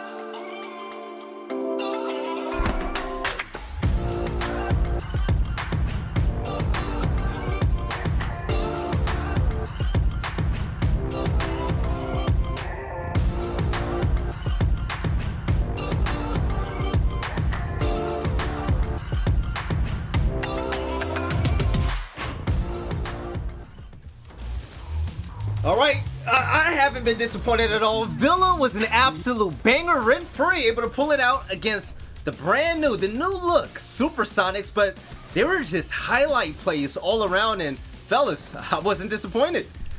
It wasn't, because Villa is probably the most unpredictable map that we currently have in the competitive pool. And when you've got two unpredictable teams who you don't really know how they're going to fare, not only as a squad, but with each other, it makes for a really interesting and entertaining back and forth, and that's what we saw. It was neck and neck all the way up until those last 2 rounds, and then finally Rentfree put the dagger in Supersonics' hopes. Yeah, I mean, this is my favorite map, Villa, here, and then these are quickly becoming 2 of my favorite teams. We had a lot of really great rounds. The action was non-stop. I mean, Rentfree and Supersonics is proving to be an extremely exciting matchup, just like we all thought it was. There were some, one-sided rounds for sure, but there were a lot of close ones. I mean, the amount of 1v1s we saw just between Super and Thomas was incredible, and the clutch potential that some of these players had. You've got some of the 1v1s on your screen now. Great shots by Thomas. Was just fantastic. I mean, a lot of really exciting stuff happening on Villa here. Let's go, Tommy! Let's go! I love Thomas. I love him. The best, man. So that was a beautiful map for multiple reasons. We're now looking at 2 tier 1 quality teams, and from what we see from Rentfree, that Challenger League, far from a fluke. These guys, they're professional ready, right? They're ready for professional play. Take a look at Supersonics. This is a team that has just been put together, and they have been popping off. It looks great. But Jesse, let's talk about Rentfree for a second. They showed that if they have the lead, they can keep it. What do you have to say about the man advantage that they were able to get and maintain throughout rounds to get this victory?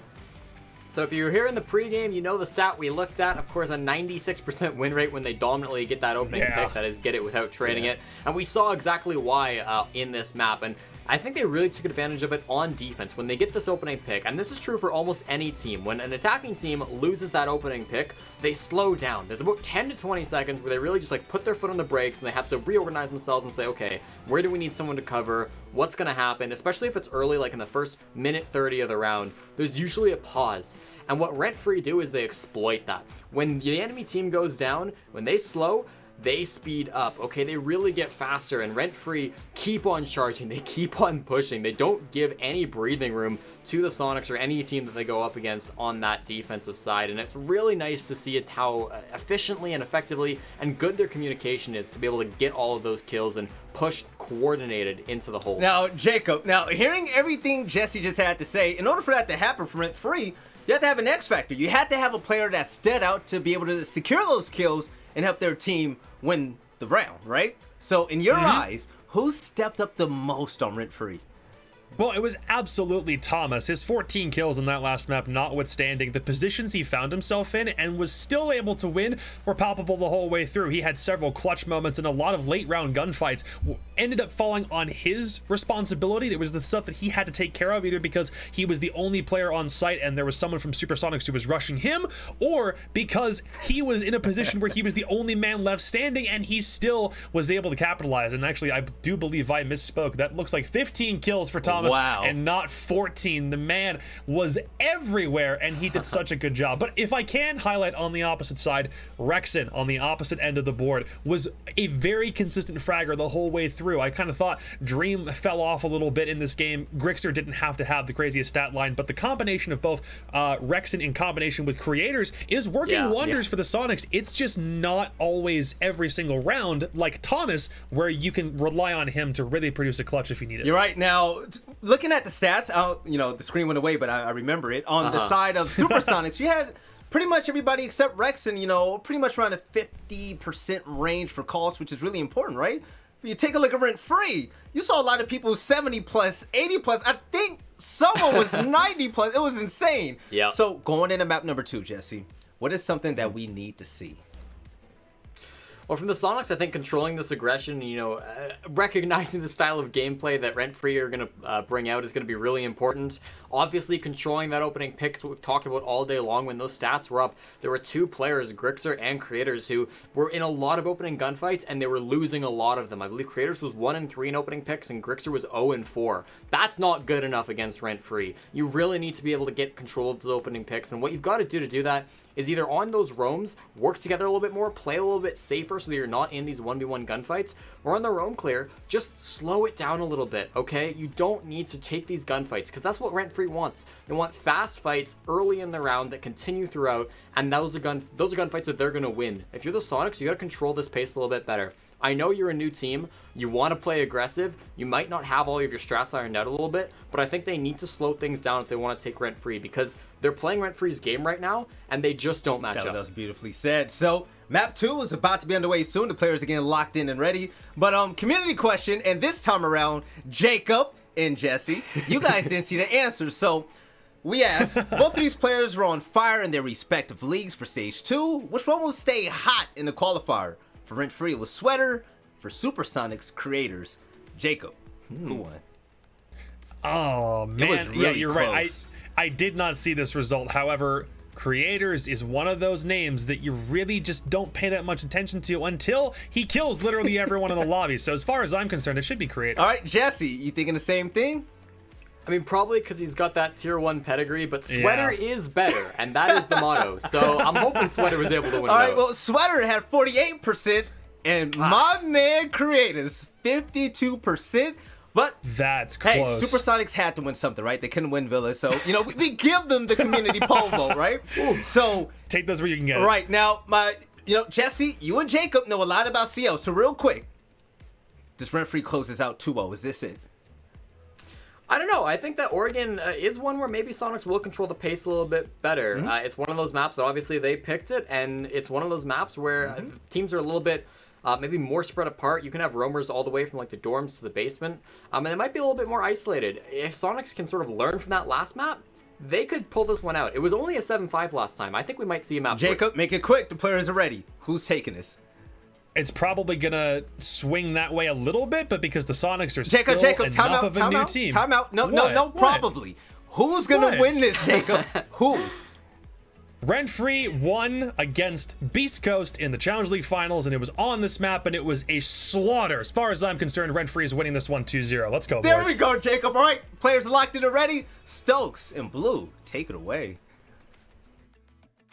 All right, thank you very much, Veli. It is indeed time to move into map number 2 of this series now between Rentfree and the Supersonics. With Rentfree taking a definitive stance, especially from Thomas's perspective, back on map number 1 on Villa. It's time to see if they can close it out in 2-0 fashion moving over to Oregon, or if the Supersonics will be able to fire back and get themselves into this matchup as well to send us to a map 3. Stokes, what are your thoughts as we get ready to jump into Oregon?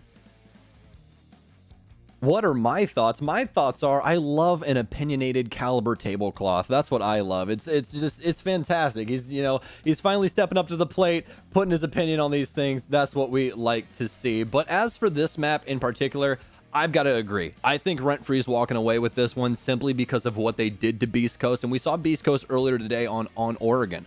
They're no slouch. So if Rentfree did dismantle them on this map, I've got to go with Rentfree here. Otherwise, I have no merit when it comes to any of these things.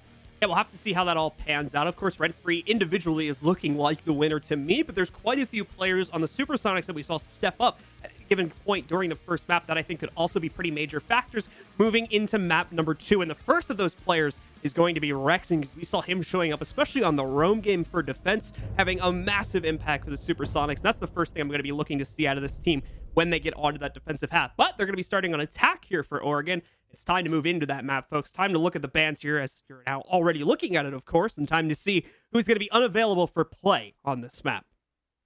Okay, well, Oregon, traditionally a defensive-sided map, as we've seen time and time again, even through meta shifts. So we're already going to have a very odd ban out of the gate. Ash now removed, breaching charges gone, as well as breaching rounds gone, and the R4C, it's all done and dusted. You can't play her anymore. So that's going to change things up quite a bit, actually. Ash is a mainstay operator in a lot of offensive lineups. They're going to have to try and find a replacement for that soft destruction. Thatcher going to come in secondary, and that's one that we're just used to seeing when it comes to this map. A little bit of banter in the chat there. Blackbeard it is, so maybe we'll see a bit of him.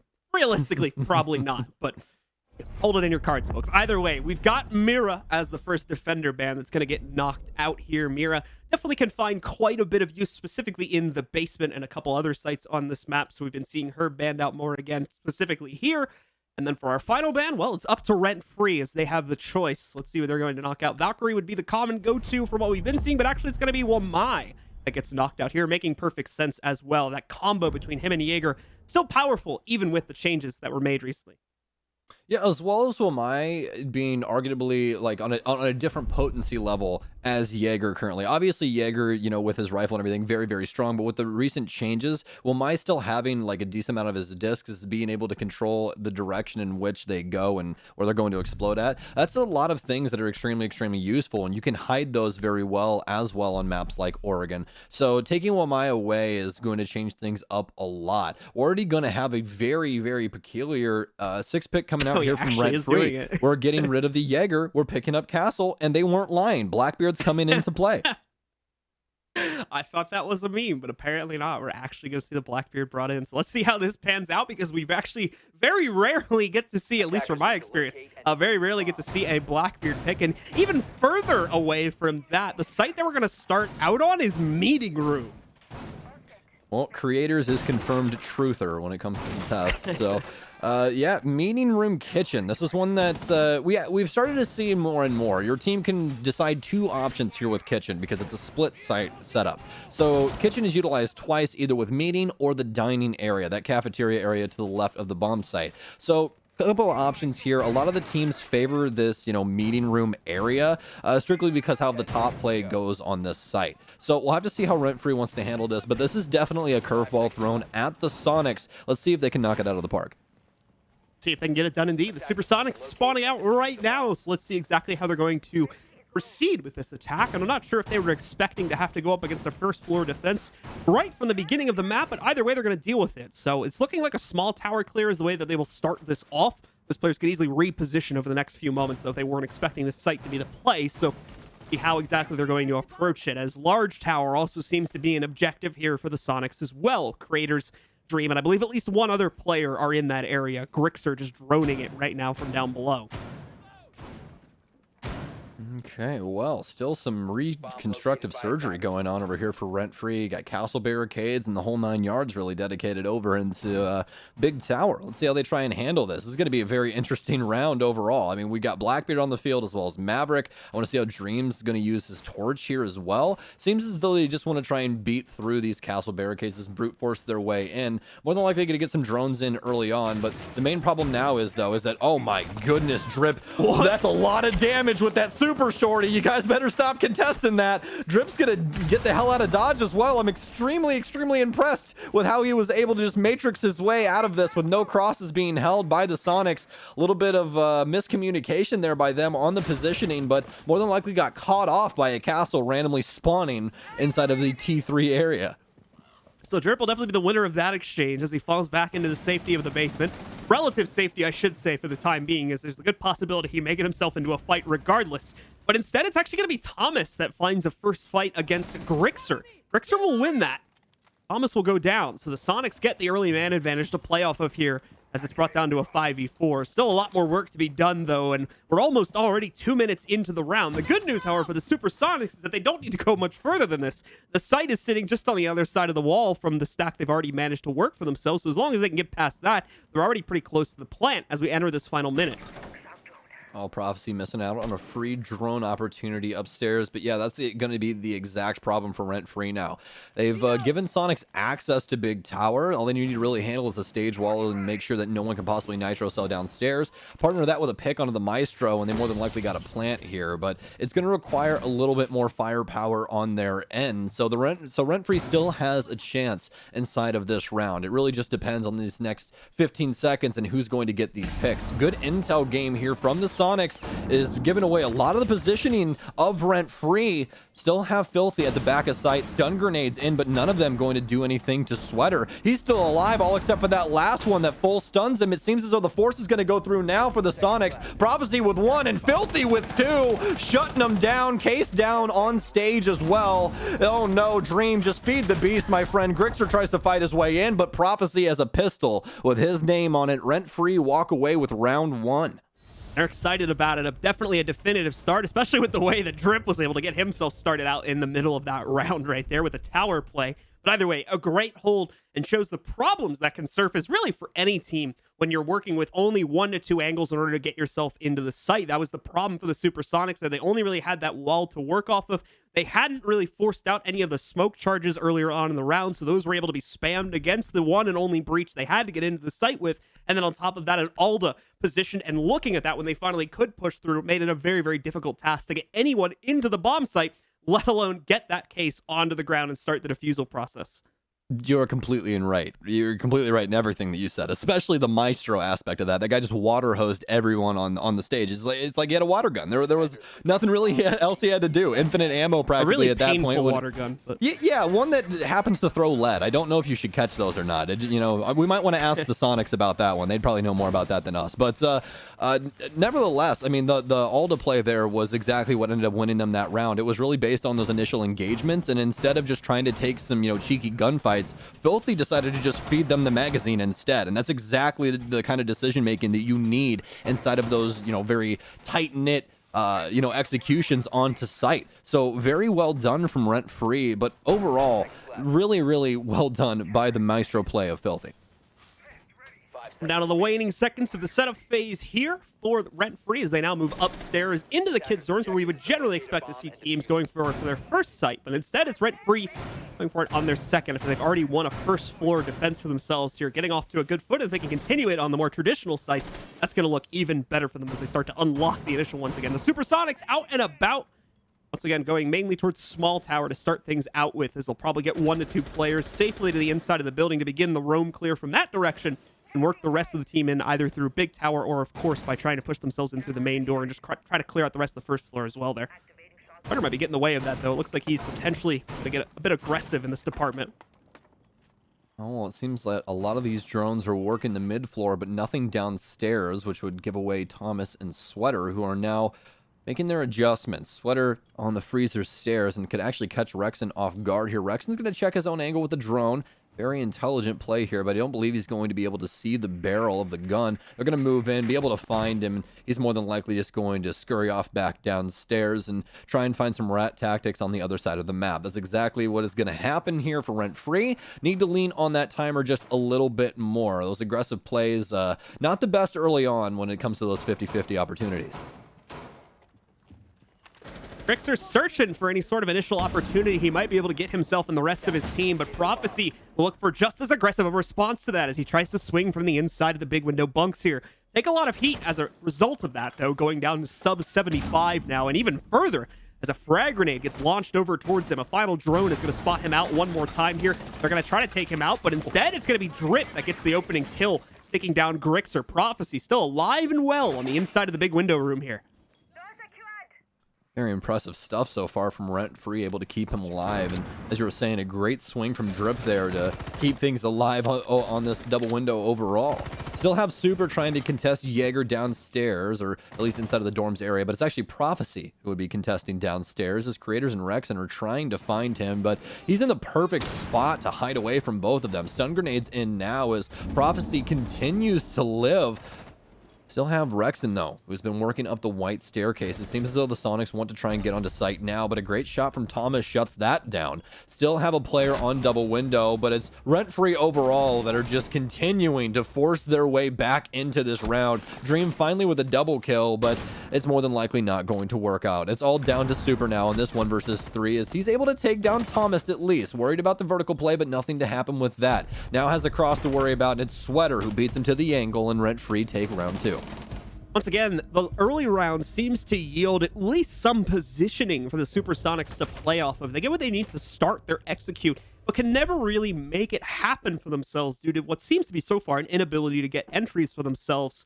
Once again, a lot of the focus on trying to get into the site happens from the big window, and to a certain extent, the kids' stairs as well, but an overall lack of success on trying to get up the kids' stairs, and the fact that they were constantly being denied access to the big window put them into an incredibly similar situation as far as what they went up against in the first round as well there, and they kind of fell in the same fashion as they finally committed with a lack of time. Not only is this a really, really good game from Rentfree, but it's also just a little bit of a not exactly a misplay from the Sonics, but just not playing enough together. This is one of those things where, you know, the offense overall on Oregon is very, very difficult, right? Like, this is a very difficult offensive map.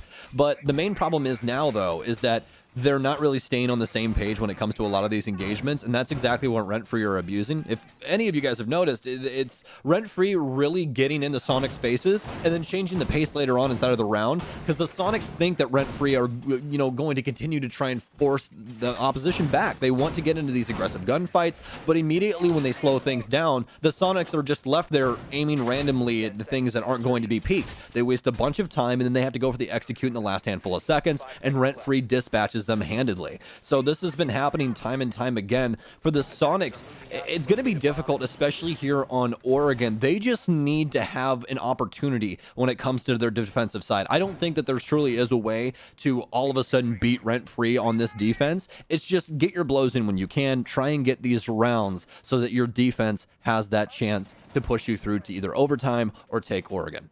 That seems to be the big thing right now with the Supersonics is they're getting opportunities to get ahead in the round. They're just not winning them usually when those opportunities surface for themselves here.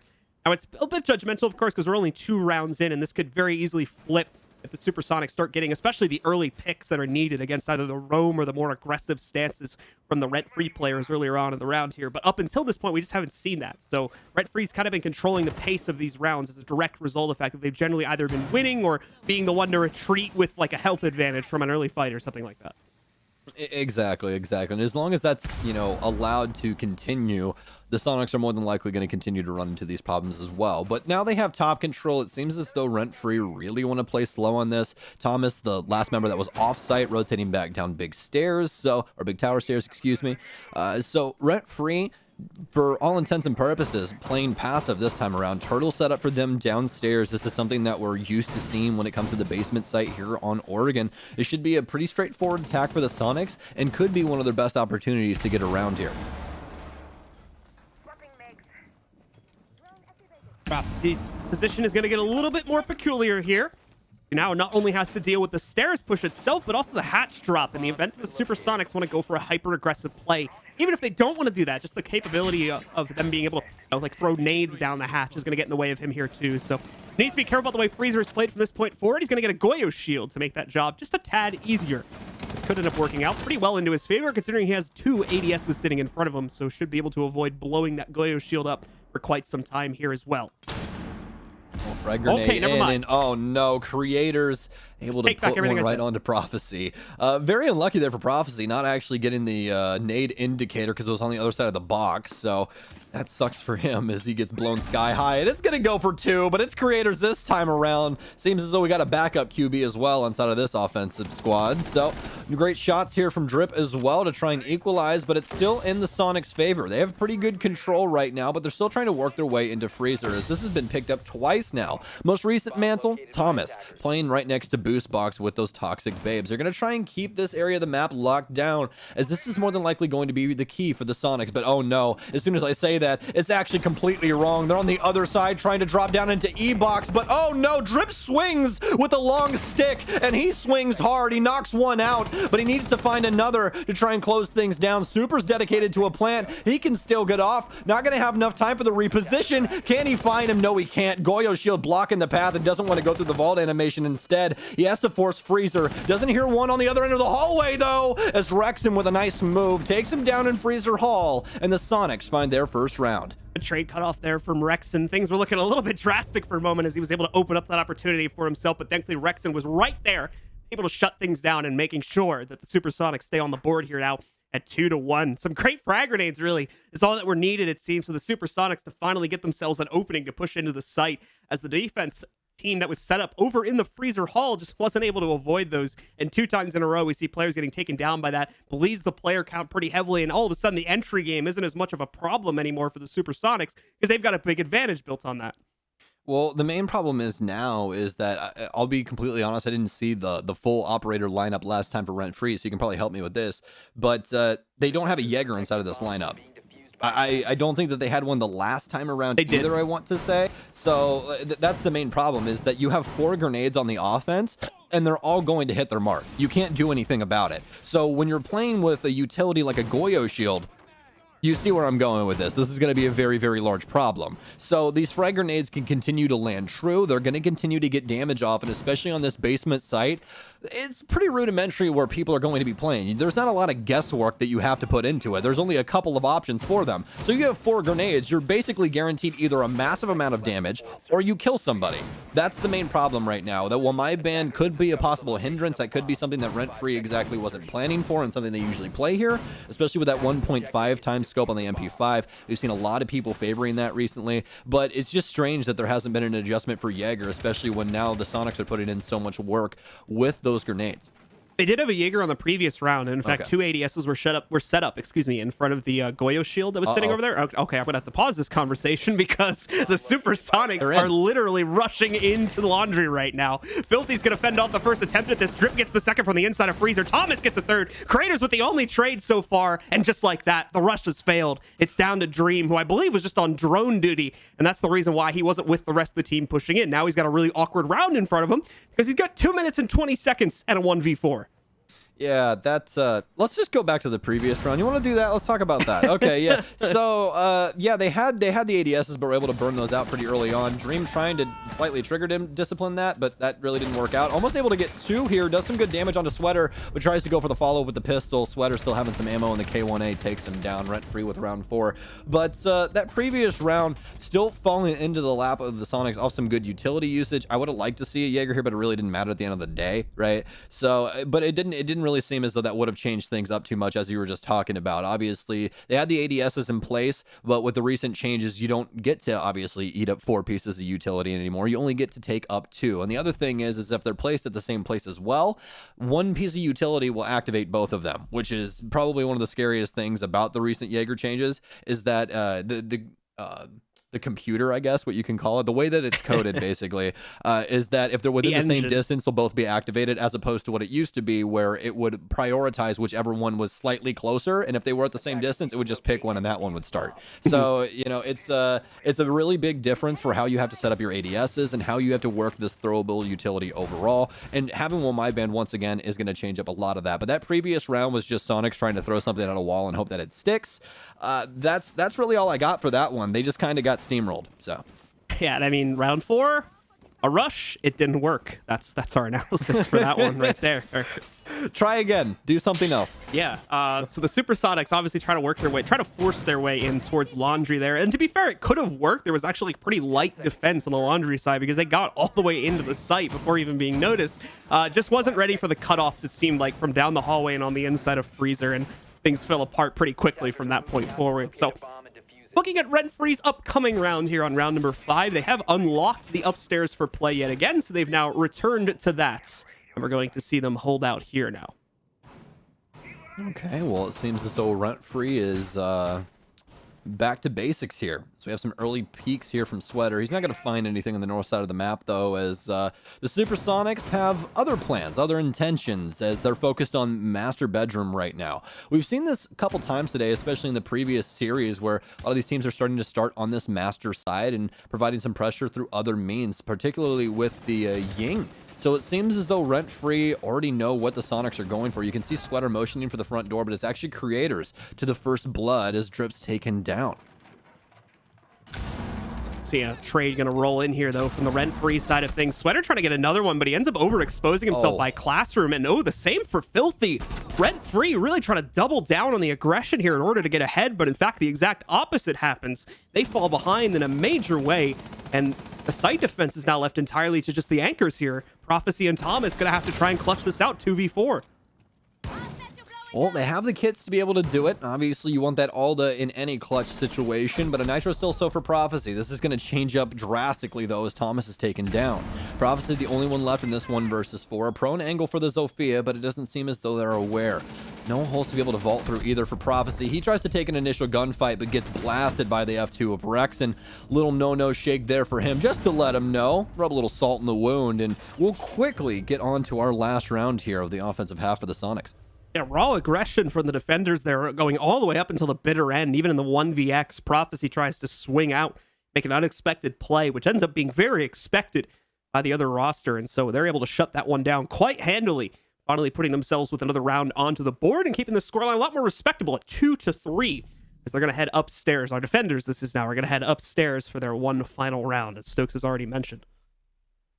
Well, seems as though, yeah, we're going to be headed back to dorms, as we were just talking about, right? But really crazy variance of like the depth of these rounds, right? Like exactly. We're getting like some of the most basic rounds we've seen in a long time, and at the same time some really complex rounds, like all within the same game.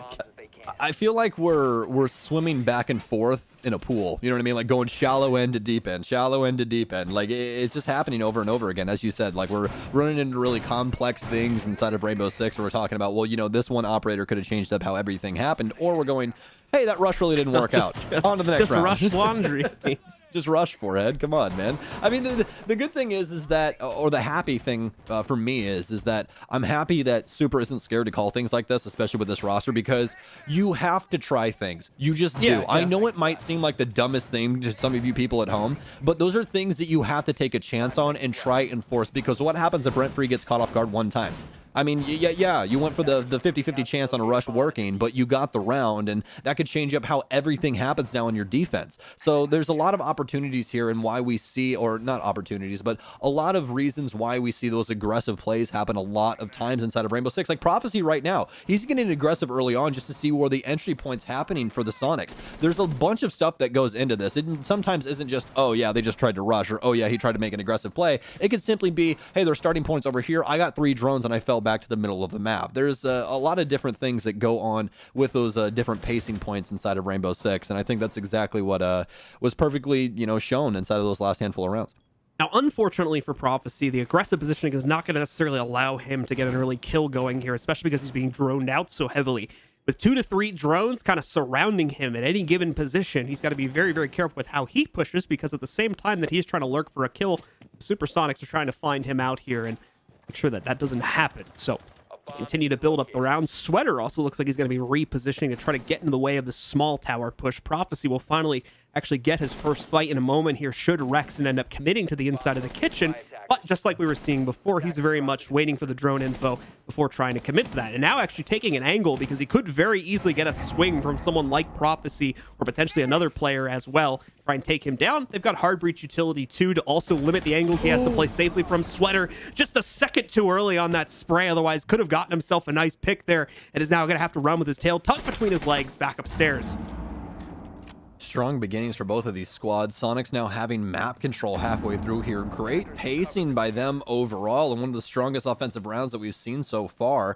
So we'll see what they can do with this map control, but they still have to worry about the roam game of Rentfree, and this is where they're going to start running into obstacles. As long as they're able to exist, they have to worry about those late flanks, and they don't necessarily have anything to really stop that from happening. No claymores, no nomad in play for the offense. It's going to be all down to a true flank watch trying to make things work. But as for Rentfree, they've already worked their way back onto site for the most part, all except for that one stray roamer. They're just waiting for the engagements now. Nitro Cell in the hand of Filthy as Rexon starts to back up. Doesn't seem as though Filthy wants to put it back in just yet. Rexon's gonna, oh my, take a lot of damage for that one. Grixer, though, the first one to the trigger inside of this round, takes down Prophecy. Big pickup here as Prophecy's been allowed to stay alive quite often inside of these rounds very late, but it seems as though things are starting to trade. But that's a trade they'll take any day. Super downed and drip dead. Nice pickup here for the Sonics.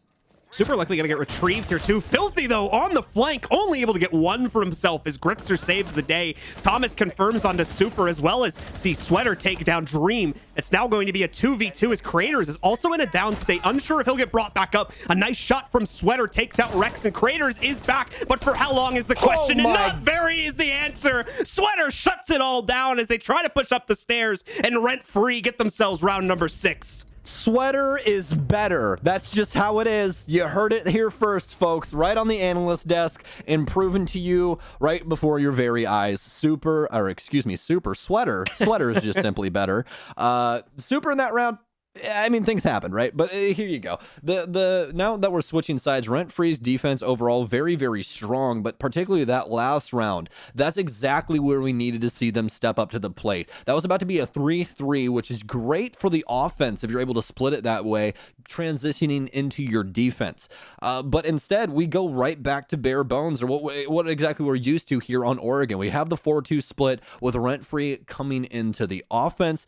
Maybe they have a better offensive half. I don't really know. I like that they're bringing back the Dokkaebi from Villa. They seem to synergize extremely well with that. This could be a really strong offensive half for them, but overall the Sonics just, you know, not like a necessarily a terrible showing on offense, right? Like they actually had some really good fights, some really good engagements, and were able to get some rounds in. And that's what I was really scared of initially, was that they were not going to be able to get anything past like one offensive round. And they've proven me wrong, which is exactly what I want to see. So now moving over to the defense, we need to see them step up to the plate next, start linking together these defensive rounds, and put some pressure on this offense. You need Rentfree to field this. This is SI qualifiers. This is to go to the biggest tournament in all of Rainbow Six. If you're able to shift any momentum at all, it has to be now. Not only is it the biggest tournament in Rainbow Six, but the first time we'll see teams play on LAN in a very long time as well. Can you say it again? Can you say it again for me, LAN? please? Yeah. Oh, I should actually say international play on LAN is what I should say. That's amazing, man. I like because we technically had the NA major a couple weeks ago. That was on LAN too. But yeah, but you know, international competition on LAN, that's just different. It's just completely different. The vibe is completely different. You know, being able to talk to people from across the world and have those interactions, this is truly an amazing experience. So can't wait to be back there. But we still have to figure out who else can go. That's the biggest thing right now. When Rentfree are trying to fight their way through the gauntlet, they've already put the Sonics halfway in the grave, but the Sonics are trying to battle their way back out. It seems as though they already got the shovel in hand and are fighting the gravedigger himself. itself as we transition things on over to defense. Very slow beginnings here for the Sonics, but not for Rentfree, as they're already working their way into Big Tower. Doesn't seem as though they know that Rexon's on the bottom staircase, though. Could have possibly have seen him with that drone. He's trying to assist creators. He's all the way upstairs inside of T3. Rentfree trying to figure out the last pieces here to this puzzle to how they're going to handle this Big Tower.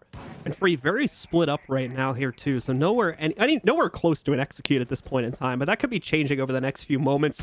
Looks like we're starting to see more and more players rally over towards Big Tower. However, that's very dangerous when we consider that Creators is still here, and I am nearly positive that Rentfree has absolutely zero idea that he's positioned here right now. He's got the scope going down to the first floor if he catches anyone moving over. Now he's got to be careful moving down here just because of the sound cue, and he could very easily give out if he's not cautious. So slides down the ladder, starts the lurk now. Like I said, Rentfree have absolutely no idea. Walks up. He's only going to get one on the inside of the tower, though, but now he can take up a position because they don't know where he would have gone after getting that pick. And now here's the second opportunity to find one there. Filthy getting brought down solo, but unfortunately, Creators can't actually solidify it. He's going to blow the Nitro Cell up, try to work himself over into Attic. That'll work, and he'll be able to safely retreat.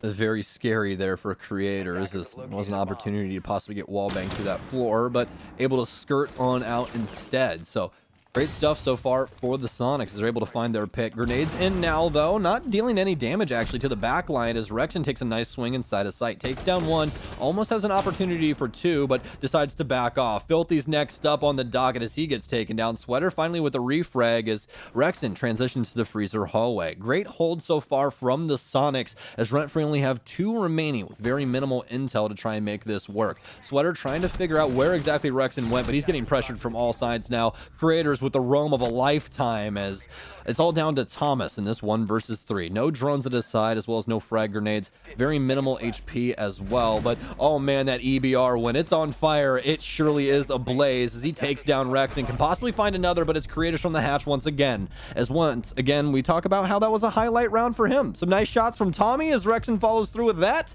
And yeah, the Supersonics looking strong on defense. Creators with a good play, specifically there in the midst, I should say, of that round with his tower hold that just went completely unnoticed by the attack. Really good heads-up play that was a massive thorn in the side of Rentfree throughout the rest of that round, simply because they never really saw the guy. They never actually got a lock onto where he went, even just after the first kill that he got, I believe it was against Prophecy there. So he was just running loose throughout that entire round, and without being dealt with, they never really felt secure in their capability to push, tried to make it happen in sight, but then even just the anchors, Rexon most notably there, sitting on site on the chassis, is able to hold down the rest of that swing that tries to go down through the hatch. Just very, very strong positioning overall by the defense, and it seems as though they really are pulling all the stops out when it comes to these defensive setups. This is something that we didn't see too often on Villa. They did try to have some more aggressive setups, right? Like they would go for off-site setups like what we saw inside of AVG when they were playing Statuary, but none of them really had the potency of what we just saw. And I really think that this is a big, big issue for Rentfree. They're going to have to expect this from the Sonics, as it already seems as though they've, reared things back. They want to slow things down. They're adjusting things to be more of a turtle-centric setup on site. Really liking this setup here from Super with the deployable hatch, as well as, with the deployable hatch, my goodness gracious, the deployable shield, as well as the hatch reinforcement on that. So, looks as though they want to try and keep things more defensive-centric this time around. And I can't necessarily blame them. As long as they're able to stay in, RF's heads, then everything should be fine. I didn't necessarily want to say Rentfree because then everything's going to get confusing for everybody at home. So deployable hatches, huh? Deployable, yeah. I mean, technically speaking. I'll take one of those. That'd be useful. I can just throw that down on any soft destruction anywhere and just get access to the floor. They hate me because I'm right. It is a deployable. Why are you booing? I'm right. All right, well, we've got Rentfree once again prioritizing the T3 clear this time. They'll make sure that there's no hold waiting on the inside. And even better than that, they're actually going to catch what appears to be the early roam game here in the form of Creators while trying to hop out the window on the way to Small Tower over there, and very quickly gets denied for his efforts. That's Rentfree with the opening pick. A very nice one at that. The Valkyrie now gone, and Creators going to be stuck on cam duty for the rest of the round. So Rentfree can just take their time here, try and work their way into sight, starting things off on the master side once again, like we saw the Sonics do time and time again when they were attacking this exact same thing. So for RF, it really seems as though they've split things up Looks as though we are going to have a game crash, Prophecy. though, on Prophecy's side, so things are going to be equalized. I don't necessarily know if we're really going to do too much about that. I don't think we can live pause. No. I believe it's only in between rounds. So I haven't got to mess with that too much myself, so we'll have to see exactly what happens with that. But more than likely a pause coming in between rounds. Dreamwell, though, will be able to stop the hard destruction on the master closet. That's going to be a very big deal, as this is going to stop them from going for a plant as of right now. They really need that wall open if they want any chance of getting the case down inside of games. First phone call having gone out there now is going to give away some of the intel as to where these players may be positioned. This is especially useful for the attic push because they need to figure out how close Rexon is playing to the corner swing. And there we go. There's the full disconnect for Prophecies. That does even things out. Down to a 4v4 in reality. Drone will finally really confirm the situation here and how Rexon is trying to play this. They may have been able to spot Grixer a little bit further back too if they were really observant on the drone work there, but the one they're sending in now is going to do the job. Anyway, Rexon gets peeled back. Grixer's actually going to take a bit of heat there, and oh, Rexon just gets outright shut down by Sweater. That's a much needed pick as it brings it down into a 4v3, gives Rentfree back the advantage they had before they lost a player. Dream just as quickly will shut that back down though, eliminating Drip and putting us back down into a 3 versus 3. Now, Grixer trying to light some more damage onto the attic player, but unable to really chain it. However, Rentfree might have to contest it anyway. They're coming down to the final 20 seconds. We need to see them get into the site very, very soon. Oh, there's going to be a big problem. The Sweater's really the only one that's working his way in here. But now we have a great engagement from Super as well as Dream. Oh, no, but it's actually Super with the back-to-back headshots from the SMG-11 to take down the remaining players of Rentfree, as Super's keeping the Sonics in it. All right, so we are going to see a pause more than likely coming in there. Yeah, I was about to say, someone was calling for a rehost. We don't need those anymore, please. So it should be a pause coming in here to allow that player to quickly reconnect and get back into the match, I do think. But overall, a bit of a shift in the overall strategy here that we've been seeing from the Supersonics has worked out very, very well. Playing it more passively, playing it closer to the chest, on at least these standard sites, both in the basement and upstairs, has worked out well for them, as it doesn't seem like Rentfree have as much of a capability to get themselves onto the board early and kind of line up the advantage that they would normally use to execute as they've been doing in the previous map. Yeah, exactly. And especially for Rentfree and what they were able to produce on the defense, this is not the way that they wanted to start their offenses at all. I mean, we talked about the stat time and time again for this squad throughout this series, but they do such a bang-up job when they have that opening pick. They got their opportunity to start getting some offensive rounds on the board, and to have that stripped away from them simply by a game disconnect really, really sucks when it comes to the Rentfree camp. But now they got Prophecy already back in. Thank you to Ubisoft and the Dubs for designing that pause feature and putting it on the live build, because that helps things out a lot. That would have been a 5-minute rehost there, folks, in which Cyan would have had to recreate the entire lobby, but that's not the case. We can pause it, get him back in, and jump right back into the action. All right, so as we go back into the action, we are going to go to the third point on the Supersonics rotation triangle here. And it's just like what we saw from Rentfree, going to be down here on the inside of meeting room, not cafeteria. So definitely choosing this one over the other site between the two kitchen sites here. Probably be defended in a very, very similar way to what we saw from Rentfree back on the previous half. All right, well, already going to have some adjustments coming here for the defense. Have Alibi coming in for Super, away from the smoke. Seems as though he wants to open up the bag of tricks once again, so we'll see what he does with these clones. But as of right now, it seems as though he wants to set them up more than likely across meeting just to get some random pre-fires in. Could definitely help them out a lot, as when that stage wall opens, like what we saw previously on this same site, it's just a whole hail of gunfire. There's really nothing else. It's just a wall of lead coming from either side. So we'll see if that can possibly assist them in getting any intel on what's going on the Rentfree side of things, as RF are actually beginning their ascent up tower, trying to get to the apex of it all the way to T3, as things have already been cleared out for them. And the rest of the Sonics actually pushed quite far back here, as Super, as well as the rest of the squad, currently on site and mostly to the south side of the map. It really seems as though Super is at the forefront of everything currently. So for the Supersonics, their opportunity to gain the lead is here and now within this round, but Rentfree want to try and deny that to the best of their own capabilities. No early pick to be found in the first minute or so here. Super saving his own Alibi clone as he quickly picks it up from the clutches. A drone trying to work its way out there. Twitch drone as well, trying to get in the way of that. He'll throw that down right into a new position, but at the same time, the wall leading into meeting is being breached. So it's the first step of Rentfree's execute now having gone by. They still have a few more things to worry about here, most notably how they deal with Rexon still sitting on the inside of the attic. It seems they maverick the lower level first, which means they can't really safely take out the higher level until they kill Rexon. So this could end up coming back to haunt them pretty majorly if they aren't able to clear him in some way, shape, or form. Yeah, that Mav line there is going to give them a lot of trouble, but it's actually Crixer to find the first frag instead as Sweater's taken down. Drip finds one with the frag grenade as well, so we're already equalized here. Super going to be holding things down inside of meeting, goes for a frag up against Filthy, but only deals a quite large amount, of damage here over to Filthy.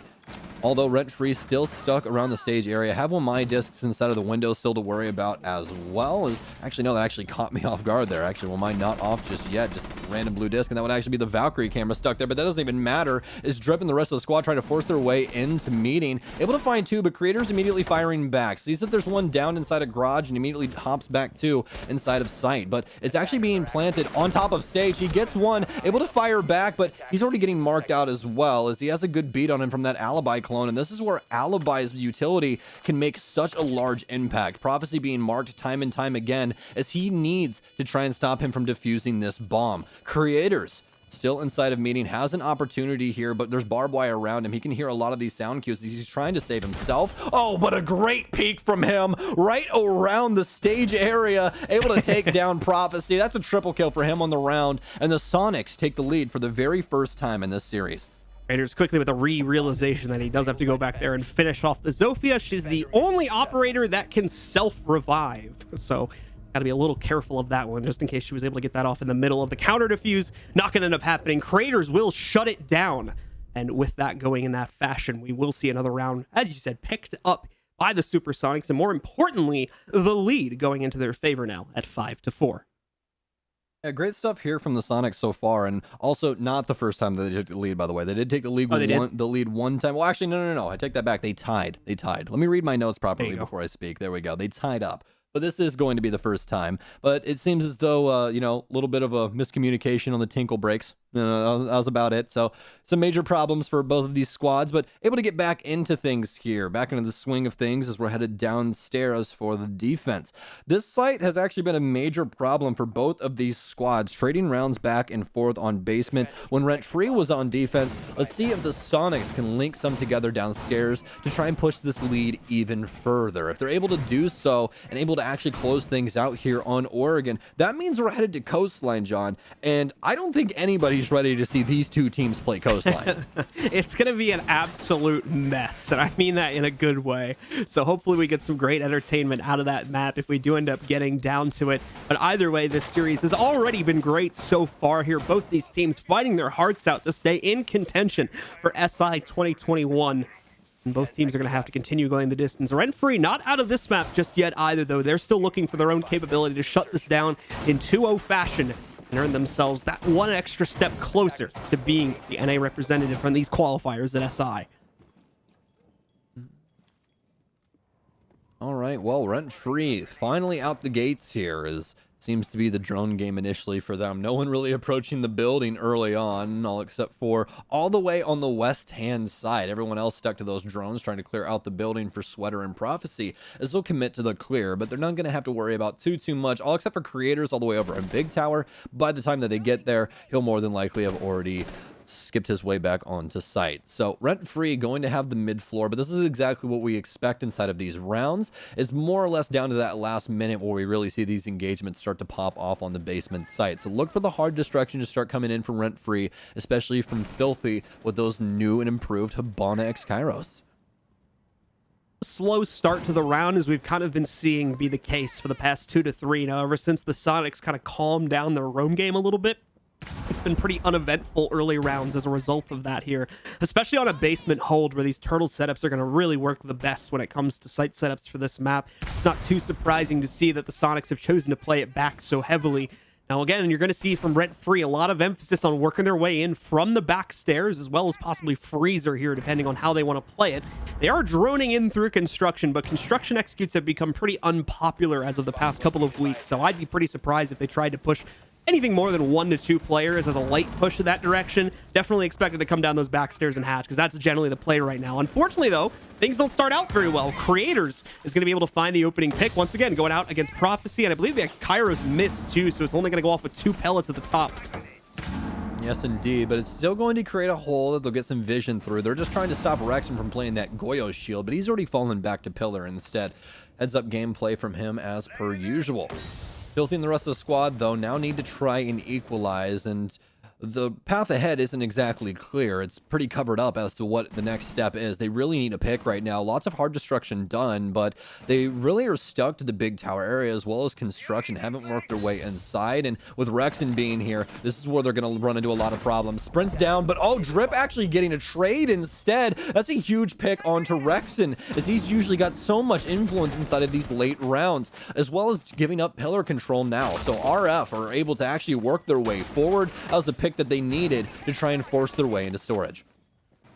Thomas and the team looking for a way to work their way in through the construction tunnel. They may have just found it with the pick going on to Super. Creator still stands at the breach, though, ready to try and counter that if they go for the full swing. And with 15 seconds left, they don't have a lot of time to think about if they want to go for it or not. We need to see a commitment, and we need to see it now. Creators chucks the Nitro out. I believe that denies the plant, and indeed it does. Sweater with the response to take down Creators. Leaves only Grixer in the play, though. In a 1 versus 2, he hears the plant going down, is looking for the resistance. There's the Nitro. No one's there to stop it, and the Nitro sails true. Takes out Sweater. The Supersonics take round 10 and push themselves up on a map point.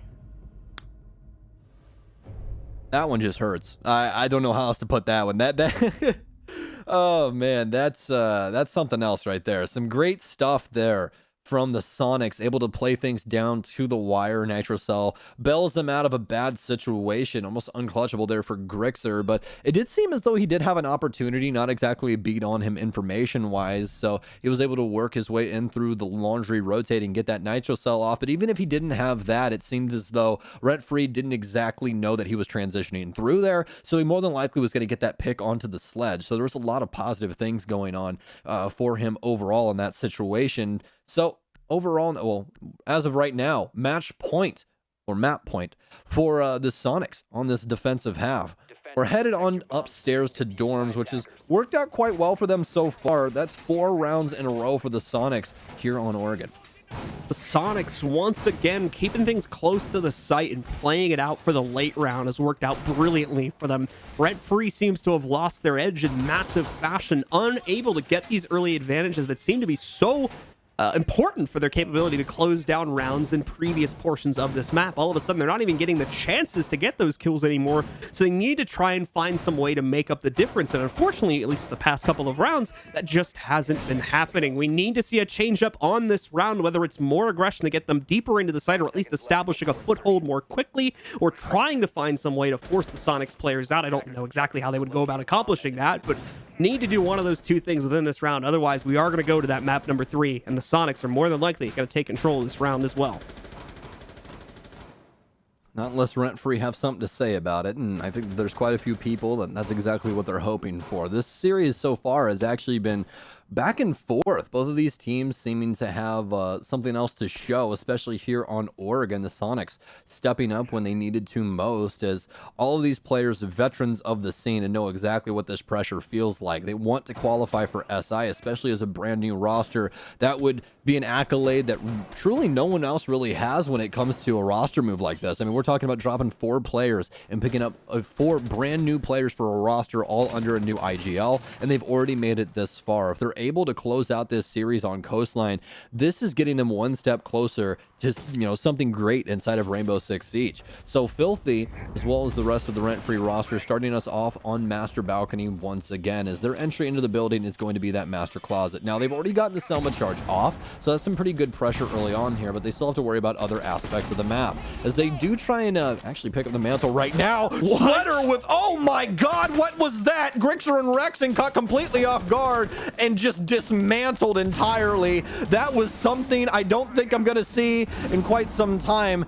Sweater though, with an aggressive play, not going to be him. It's going to be Drip that takes down Super, swings in the window, gets eaten alive from the top of White Stairs. This is all down to Dream and Creators inside of sight, but it's Sweater for 3 now. He truly is better, folks. It's all down to Creators. He needs to try and assist. Has a Nitro Cell to try and prevent Plant, but that's going to go wide. Still gets a kill onto Sweater, but it wasn't the person that he was looking for. Trying to stop Plant here as he forces his way up White. Gets himself to the top, but now how does he approach it? He doesn't even know what the cross angles look like, and he's not even going to get a chance to see it. Filthy cuts his head off before he can even step through the doorway, and that's going to be Rentfree getting themselves one more round. They're not done fighting just yet. They're going to try and take this to OT, and they've got one more round to do it. Well, that was truly something else. That was a very, very aggressive round from Rentfree, especially on the dorm side. Sweater with a very aggressive play like we were talking about before and just catching the Sonics off guard. That's those kind of aggressive plays that we were talking about when it comes to game-changing things. He's simply messing with the pacing and catching these defensive players off guard. That's a huge thing, and it ended up winning them the round overall. So, well, already a pretty interesting pick coming in as Creators is going to Dawn Frost. No 6 pick coming in either. That's a confirmed lock with that check mark. Thomas, though, changing things up. Twitch out, Dokkaebi back in. They're worrying about the roam game. They think the Sonics are going to get aggressive. Not a bad choice overall, as we have seen quite a few impactful roams so far from them.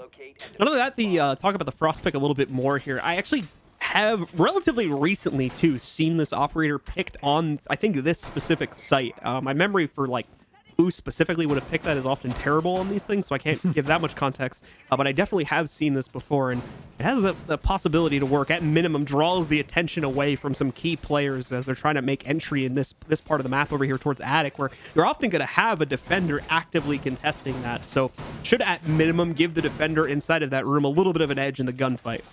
You know what the coolest stat about Frost is? What? She's most effective against silvers and diamonds.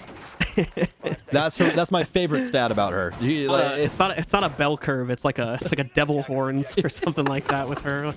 It's exactly what it is. Like, you get more towards like the plat 3 level and it dips all the way down to the bottom, and then at diamond it's at like 80% of the time she has somebody die to a frost mat or something crazy like that. It's absolutely ridiculous. Oh, we'll see how well she fares in the pro division now. As like I said, it's a rare treat to see Frost get picked. This is only like the 3rd or 4th time I've seen her get picked in the last year or so. So it's still a very rare thing, but like I said, has its very, very niche uses from time to time. And this round is going to be one of them. Seeing where the opening push from Rentfree is going to go, it's relatively split looking at it across the map.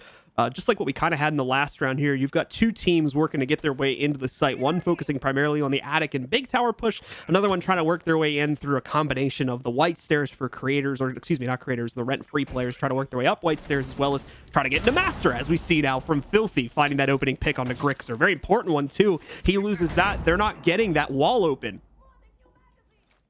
Well, all the impacts now gone for the defense, so that's the good news. So that wall actually will now be opened by Filthy with this last Selma charge, the dying breath of his primary utility, as he's able to get that open. So Drip is going to be the only remaining hard breach here for Rentfree, as he's already began work over on the Attic wall, but they've already had an adjustment on this setup. Rexon playing a lot more aggressive on this deployable shield inside of Attic, just trying to prevent any funny business from happening just like it did the last time.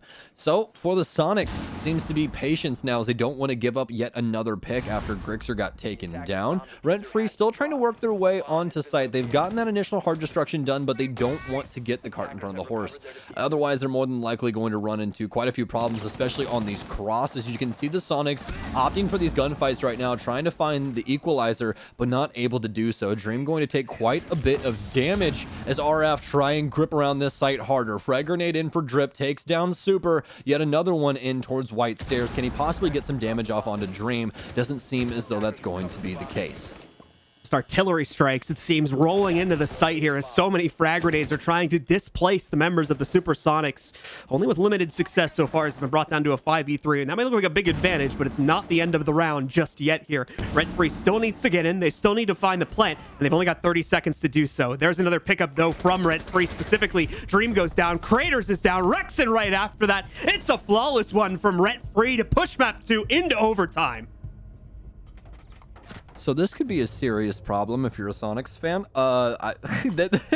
Oh man, that's not something you want to see, especially on a last round to equalize and push to OT. Flawless. That's not something that exactly sits too well with anybody. So it seemed as though the Sonics just had blanks that entire round. Even those last couple of gunfights, I honestly thought that they would at least be able to pick up one, but every single engagement they took, they were immediately dealt with. So for the Sonics, they are going to be on defense, and let me just remind you, they did have 4 rounds in a row on their defensive half, and it's still Oregon at the end of the day. So both of these teams really need to try and pick up one of these offensive rounds. This round right now, probably the most important round for Rentfree. If they're able to win this and go right over into that defense, this could be the map overall and push them into tomorrow up against Altiora. The good news at the same time for the Supersonics is that because they now move into OT, all of the previous site locks, which would have been in play during regulation, have now been removed, and they can go back to sites that were already won, which is going to be the basement in this specific instance here. The Sonics have a great record so far within this map on the basement hold, just because they can play it to such a turtly nature. They can avoid giving Rentfree the early edge, going down to that last minute to minute and a half there, where they really have to start thinking a bit more about actually taking some of those duels. So Rentfree has got their work cut out for them here. This is not going to be an easy task trying to claim this extra attacking round right here. Okay, well, finally, Rentfree out onto the field.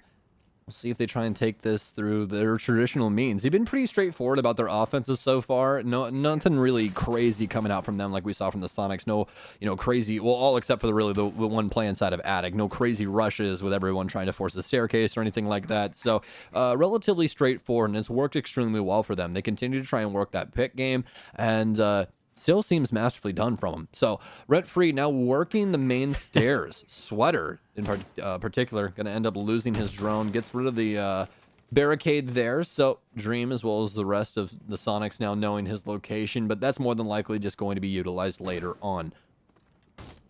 Sweater just doing a little mini rush there, just taking a page out of the Sonics book. But no, indeed, as you were saying, just checking for info and then quickly having to fall back when the drone pretty much immediately gets denied. Patchwork quickly being done here as well by the Hibana. Second one's going to be destroyed in just a second back over here on top of the electrical room.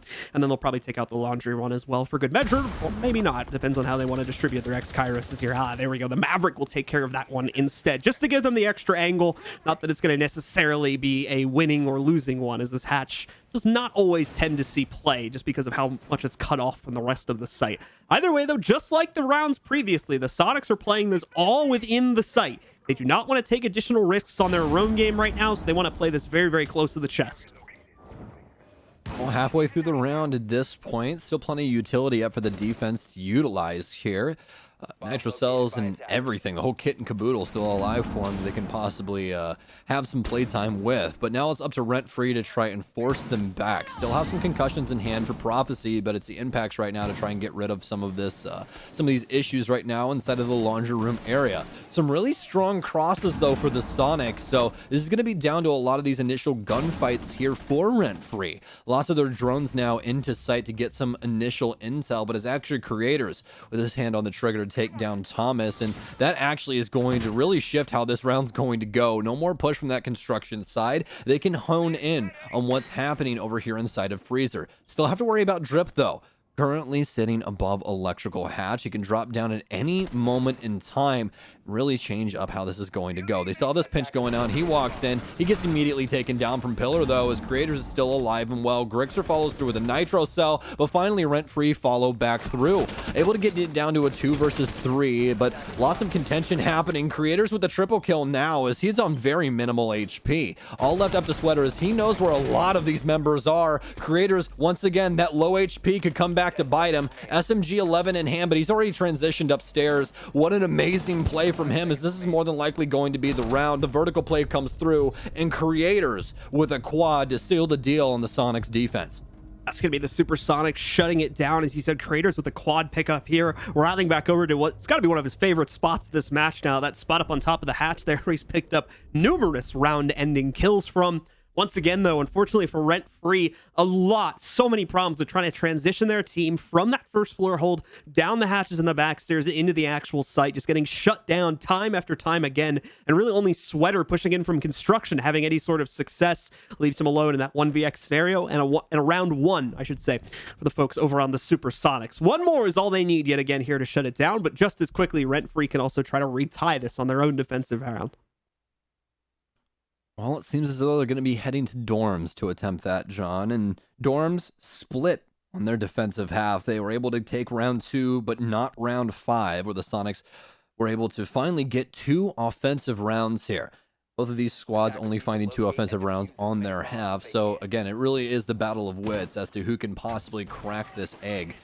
The Sonics now up to the plate to try and win things out and take us to Coastline, or is Rentfree going to continue this debacle as we try and go back and forth here on Oregon? But something's got to give, and it could possibly be that penultimate round right after this one. We'll have to see if RF can win this defensive round and push us into what that last round will possibly be. But as of right now, we have Dorms on the docket, and we have some change-ups here. Drip back onto the castle. Could see some aggressive super shorty work once again, but it seems as though this time around they're going to be more centralized around the actual site. Take a look here now and see how the Supersonics are going to approach their opener, because this is a pretty big area that the Supersonics have been struggling with themselves, has been their capability to try to establish initial positioning against what's usually been a pretty aggressive stance from Rentfree. May not be the case on this round, though. We'll have to chime back in and see once the initial kind of breaches are made by the Supersonics. We've got that usual stack of players on the inside of Kitchen, and Sweater as well, holding towards Connector by Meeting Room 2. But these are going to be very amorphous players. They'll be moving all over the place throughout the course of this round, so it's definitely not taken its full shape just yet. All right, well, Sonics still working things over on Big Tower. Very traditional take so far, and seems as though the pacing is going to be what we're used to. Very rudimentary stuff. Creators already inside of Big Tower, as it seems the Sonics want to try and handle this on multiple levels and push the roam game back from Rentfree. And that's been the thing for Rentfree on these defenses that has been so strong. Their site players have, obviously gotten their engagements here and there, but it's truly been the engagements from Sweater that has pushed them so far ahead on these defenses. The guy's currently 17-3-8. You need to see him step up to the plate right now to try and handle anything that the Sonics throws at them. But as of right now, though, it seems as though the Sonics want to try and deal with Attic, and they've already got it handled. This is actually truly back to what we're used to for a Dorms attack. We've seen both of these rosters initially go to the Master side, but shifting things around now for the Sonics as it's Attic first. Rentfree just biding their time right now, waiting for the push to come in from the Supersonics, hoping that their positions are going to end up working out better against the eventual execute from the Supersonics. And that gamble may end up working out, but right now, not much in the way of aggression in terms of trying to stop these pushes here. They are just letting the Supersonics, for the most part, set themselves up and get ready to execute, which should be coming in at some point next minute, quite obviously. We're down to the final minute itself. Grixer still on roam clear duty, it seems, too, as he's investigating what's going on down at the bottom of those laundry stairs. Looking at the wrong spot, though. Sweater's aggression is instead going to come from the side hall. He doesn't find anything working its way up the white stairs, however, so he's going to be able to retreat into the site. And just like what we were seeing a lot of from the Supersonics on their own defensive halves, Rentfree are indeed going to fight purely just for the site itself here. Well, utility now to clear trophy as well as the Attic area.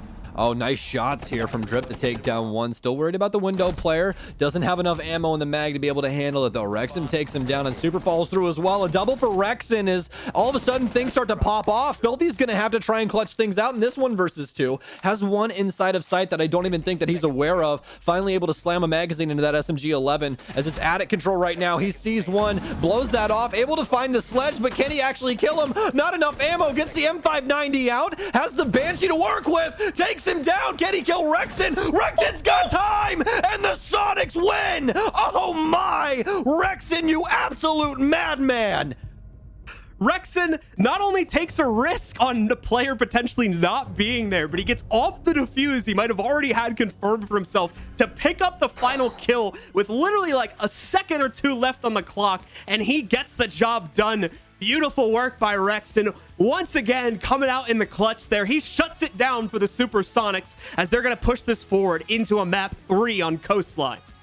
I really don't have anything else to say about that, John. My heart's beating out outside of my chest right now, man. That was an insane round there for the Sonics, and what a clutch play from Rexon. He knew that he was dead if he tried to confirm that plant. So what's he do? He hops immediately off of it and just lays this man out with an F2. Some incredible stuff coming out from both of these rosters, and I'm extremely, extremely excited to see Coastline.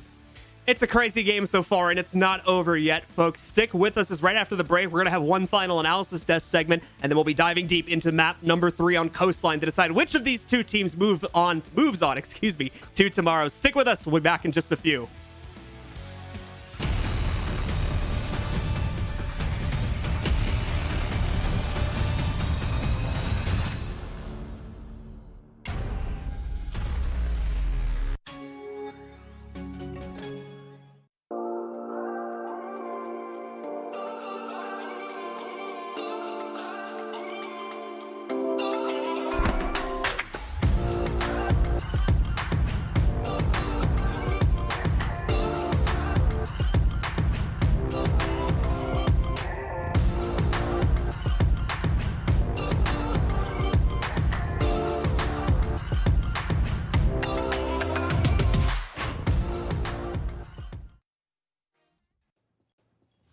All right, ladies and gentlemen, welcome back in. We got what we wanted all along. Map number 2 went to the Supersonics, but most importantly, we're gonna have one more map of gameplay between these two teams, between Rentfree and the new Supersonics. But Oregon was out of control. We saw Supersonics clutch it out, and unfortunately, Filthy didn't have it in him to clutch out the 1v1 with the shotgun. But fellas, what are your thoughts?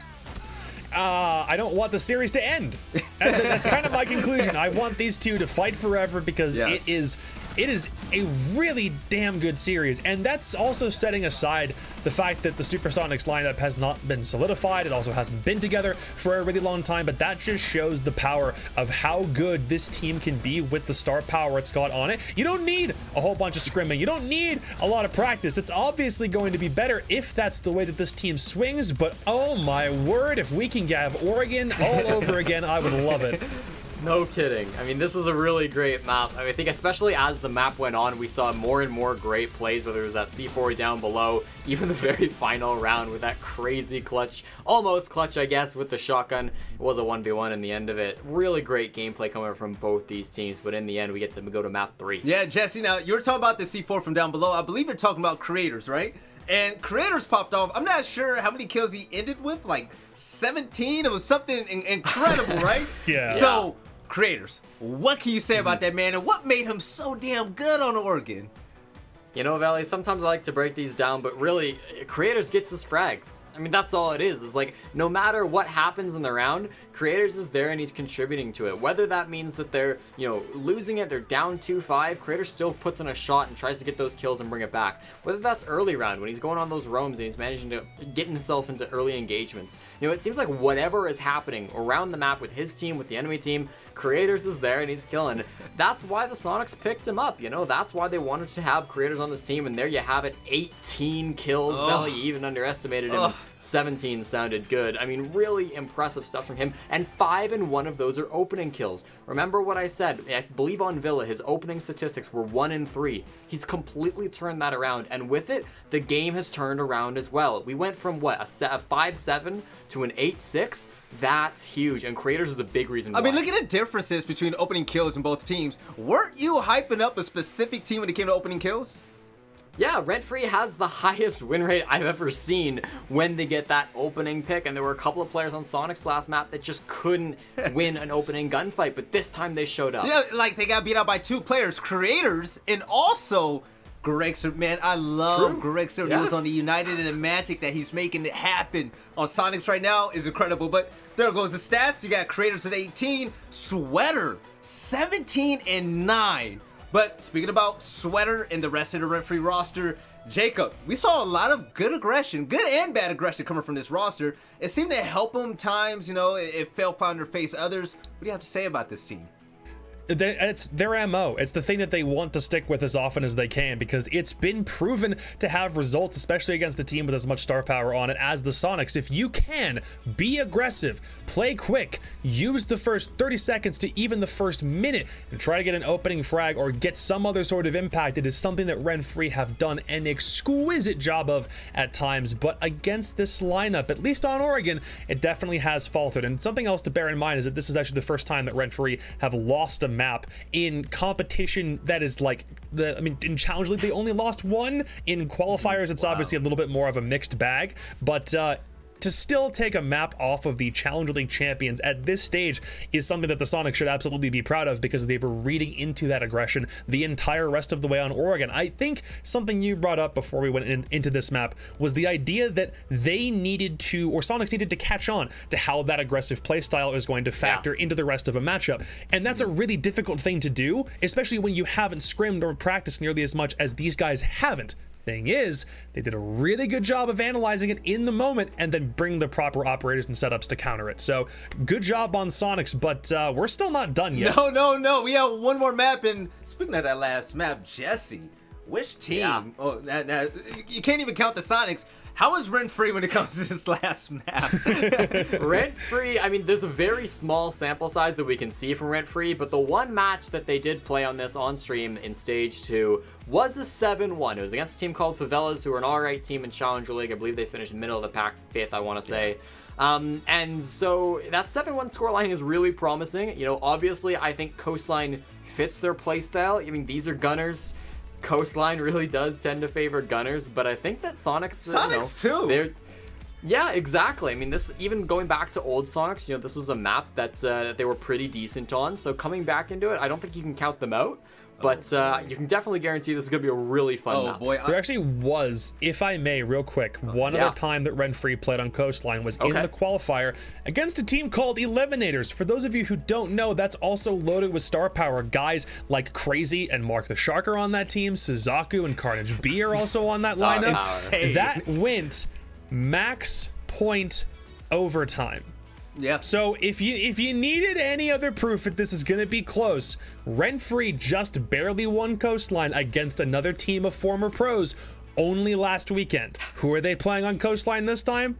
A team of former pros. Yeah. Oh, no, wait. This is a throwback. I just thought about this. So thinking about both teams and who's going to take this personally, right? I remember last time Thomas was in Pro League. And he missed out going to the Pro League finals against Reciprocity, now known as Oxygen, and it was on Coastline, and Thomas took it hard. Now he's going to find himself on Coastline again to go even further to make it to the Six Invitational. It's a Thomas and Filthy revenge tour for Rentfree the entire time. The storyline writes itself 100%. Because of how promising this team is and how hungry these guys are to find success. Okay, so the casters are ready, the players are ready. Real quick, Jesse, Jacob, I'm not even going to call names. Who's winning this? Who's walking away with this dub? Still Rentfree. Rentfree, okay. Still Rentfree. No love for the Supersonics, but hey, you never know. But, ladies and gentlemen, overtime. Tiebreaker map, Rentfree and the Supersonics, Bloom and Stokes, take it away. All right, thank you very much, Veli. It is indeed time to go into Coastline now. The final battleground between these two teams, Rentfree and the Supersonics. Only one can move on into the semifinals of the qualifier tomorrow. For another one, it's unfortunately going to have to be a better luck next year, and hope we'll see them in the future, though, as this is a single elimination bracket. There is not going to be a second chance for redemption. Isn't that right, Stokes?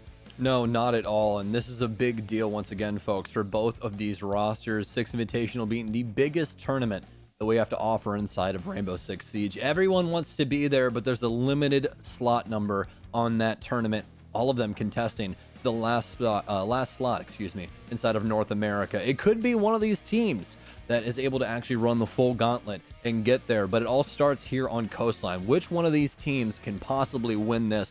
I don't really know, John. We've seen some aggressive plays from both of these squads on both sides of the coin, whether it be offense or defense, and Coastline is a map that works like a teeter-totter. It's really decided upon how the map's going to play out by the two squads. There's really nothing standing in your way from making some aggressive things happen.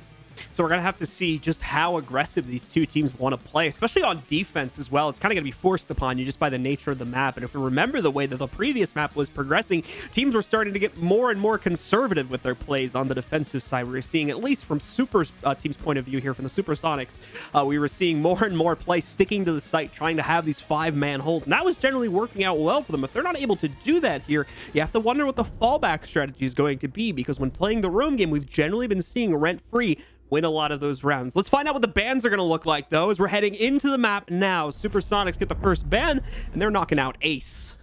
Oh, that's a really nice ban off rip. We usually see Ace or Habana banned here. Ace, the AK-12, is just really, really good. So that's more than likely the differentiating factor there. The secondary utilities can obviously play into that, but Ace is just an extremely potent hard destructor overall. So get rid of him. Let's see what is next on the docket for these two squads and what we're getting rid of. So next ban for the offense is going to be Habana. Going to follow through with that. So both the hard destructors gone. This is probably the most amount of hard destruction bans I've seen on Coastline in ever, to be honest with you. Yeah, that's going to be quite a bit removed from the pool here. Now, this is a map where hard destruction is a little bit more optional than the other maps are, and that you have a lot of sites you can access without the hard destruction. Doesn't mean it's not needed, though, or that it can't help you in any way, shape, or form. So these two operators being removed from the pool is definitely still going to hurt the attackers in a strategical way. Valkyrie going to get knocked out. Way too much open territory where she can use those cameras even outside of the map. So again, just too much to deal with. Let's get rid of it. You don't want to risk having to bring the IQ pick on the attacker side specifically to deal with her. And then finally, Melusi, because this map is a giant donut, and those Banshees can pretty much put a slice right through the donut and make it really hard to rotate. And just overall, she's probably one of the most annoying defenders now. She's a very large nuisance to the offense, not only because her utility slows you down and is practically one large radius of barbed wire, but also because her utility requires explosives to destroy. So that's going to be, you know, your frag grenades or any of the breaching rounds provided from Sweater on Ash or impacts from Zolfia. So you more than likely have to drone those out, try and dedicate some form of utility to them. But the problem is, a lot of the times the defense likes to play aggressive on those areas and try and get picks and things like that. So you know, it's back and forth when it comes to that operator, but especially on a map like this, as you were saying, you don't really have a lot of area to move around on any side of the map. It's one large donut, so things are kind of congested all the time. Banshees have a very large influence over situations like that. I was wondering if we'd see this specifically because Mira was left in the pool and because we had the pick, and it seems we're going to get it right off the bat here for the SuprSoniqs. They're going to go immediately into a theater hold, actually, which is something that we really don't see all that much. It's starting to make a bit of a comeback here now, most notably when Mira is in play, because of the way that she can set up a hold on the inside of theater and allow for cross angles to be gained into the other side as well, as you're seeing right now.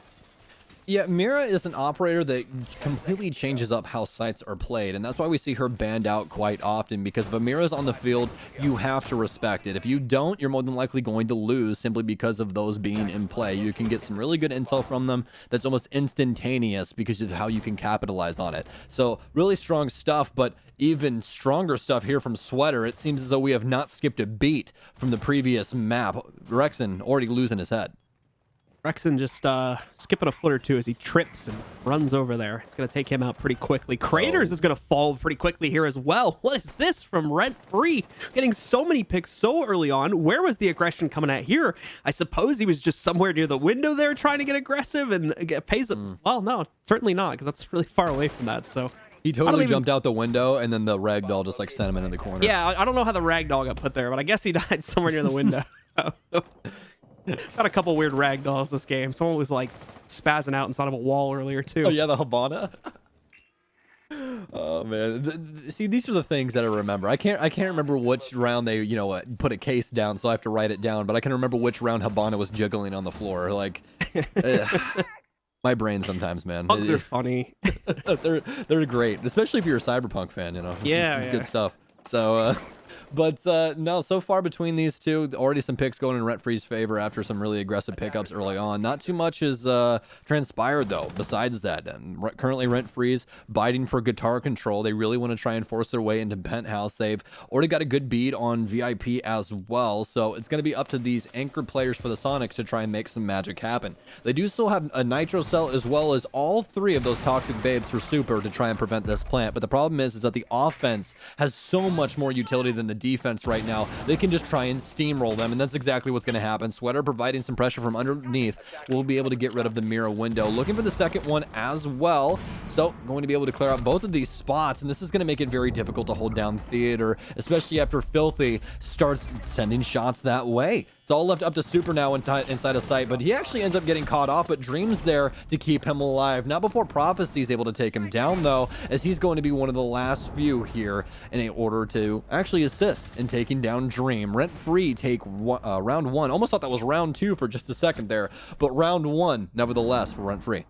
Now, Rentfree getting a lot of opportunities early on due to what I believe at least was the aggression from the Supersonics. Definitely the case with the first kill they picked up, and at least seemed to be the case with the second frag they found as well. Both players trying to peek out those angles and being punished accordingly. So from that point forward, it's a 5v3, as you said, in the midst of the round. They had so much more utility to access at that point. So much extra time, really, to not have to worry about a roam game trying to pinch onto them, or just a lot of those other things that would normally be going on in an usual 5v5. So I think it gave them a lot of clarity about what they were going to be able to do, and it gave them a lot of time to safely think about how to approach the rest of that, even beyond just the obvious benefits of having it down to a 5v3.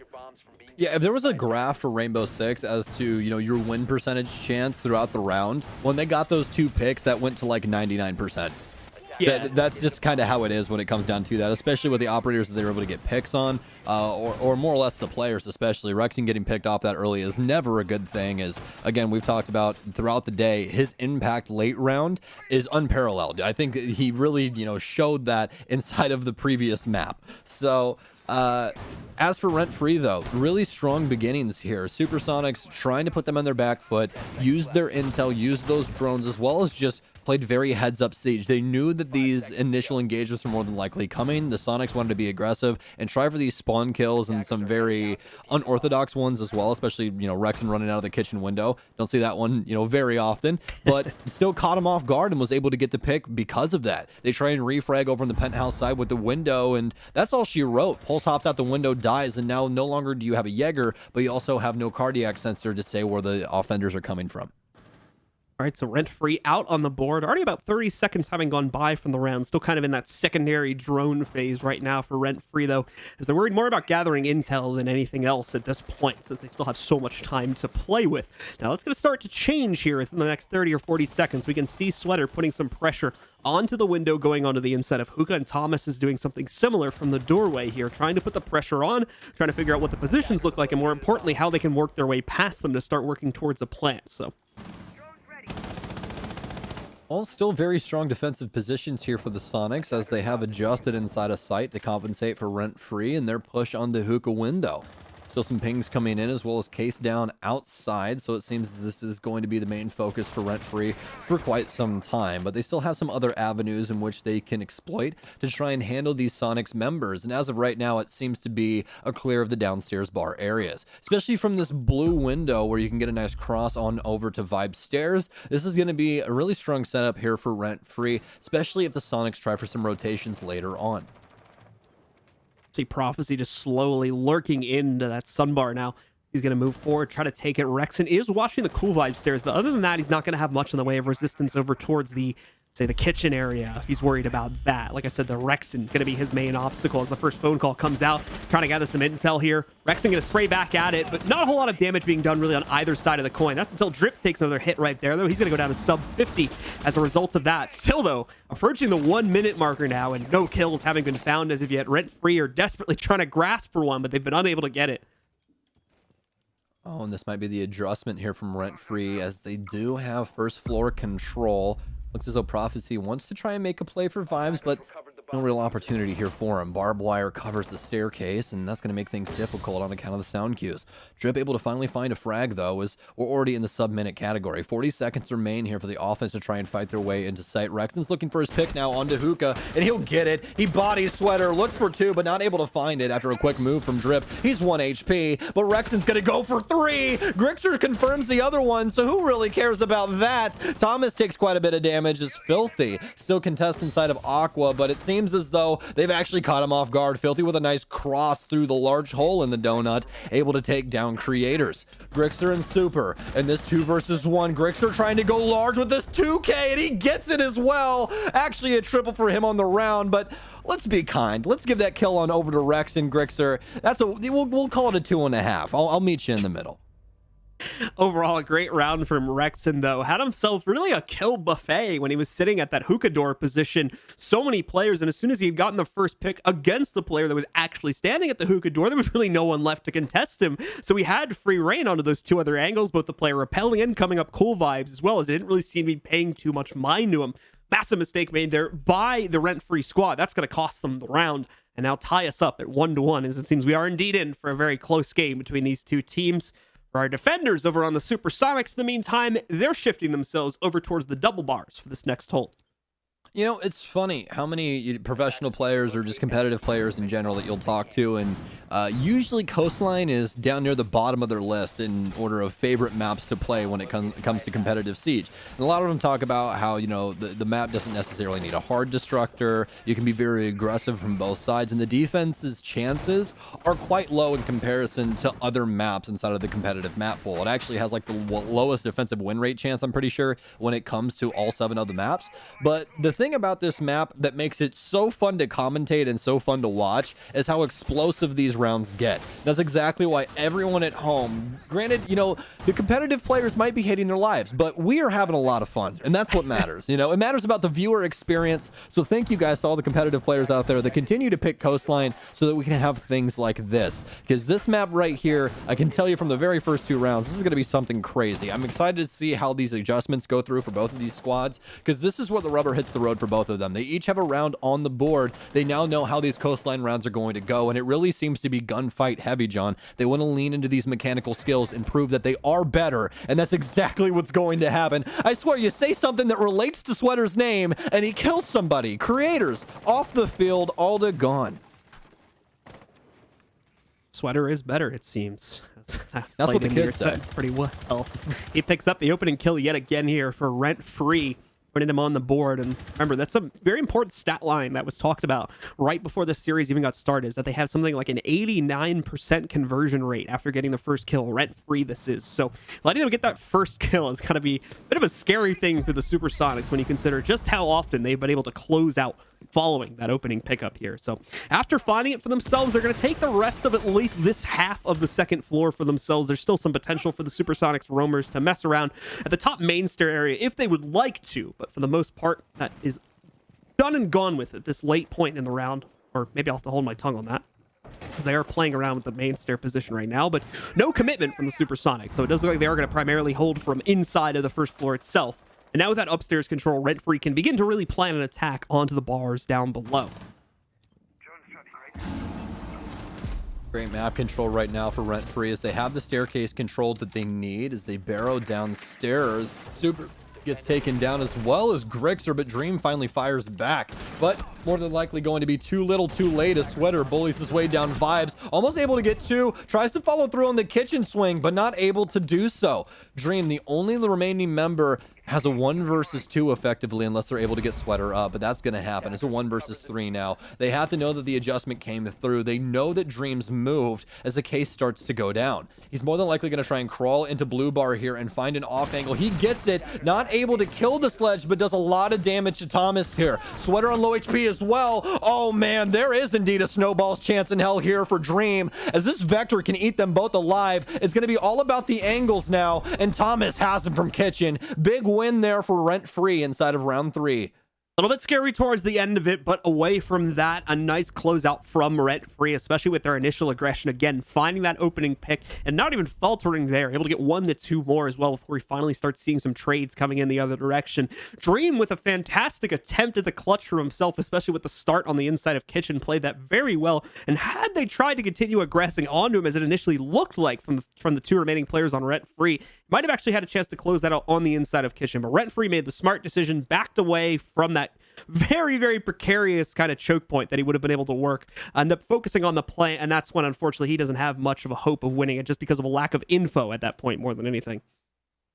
Attackers need to Yeah, and also he want to run into quite a few problems there as well, simply because of the vertical play coming in. I mean, Rentfree, they played that extremely, extremely well, all the way down to the clutch opportunity there. Like, obviously, they still gave up a kill, but that still gave them the information they needed to know where Creators was going to be coming from. So it was an opportunity that, you know, was open to Rentfree to try and take that engagement. I definitely don't blame Prophecy at all for doing it, because it led to the rest of the round's success. They knew exactly what, you know, he was going to attempt, and he was able to win simply because of that. So some great stuff there overall from Rentfree, and nice shutdown of Creators. But now it's the Sonics to try and continue the teeter-totter. We've been back and forth on rounds throughout this entire map so far, and there's no real reason for it to stop right now. I mean, the operator lineups have been relatively the same. Right now we do have Dream picking up the Legion though.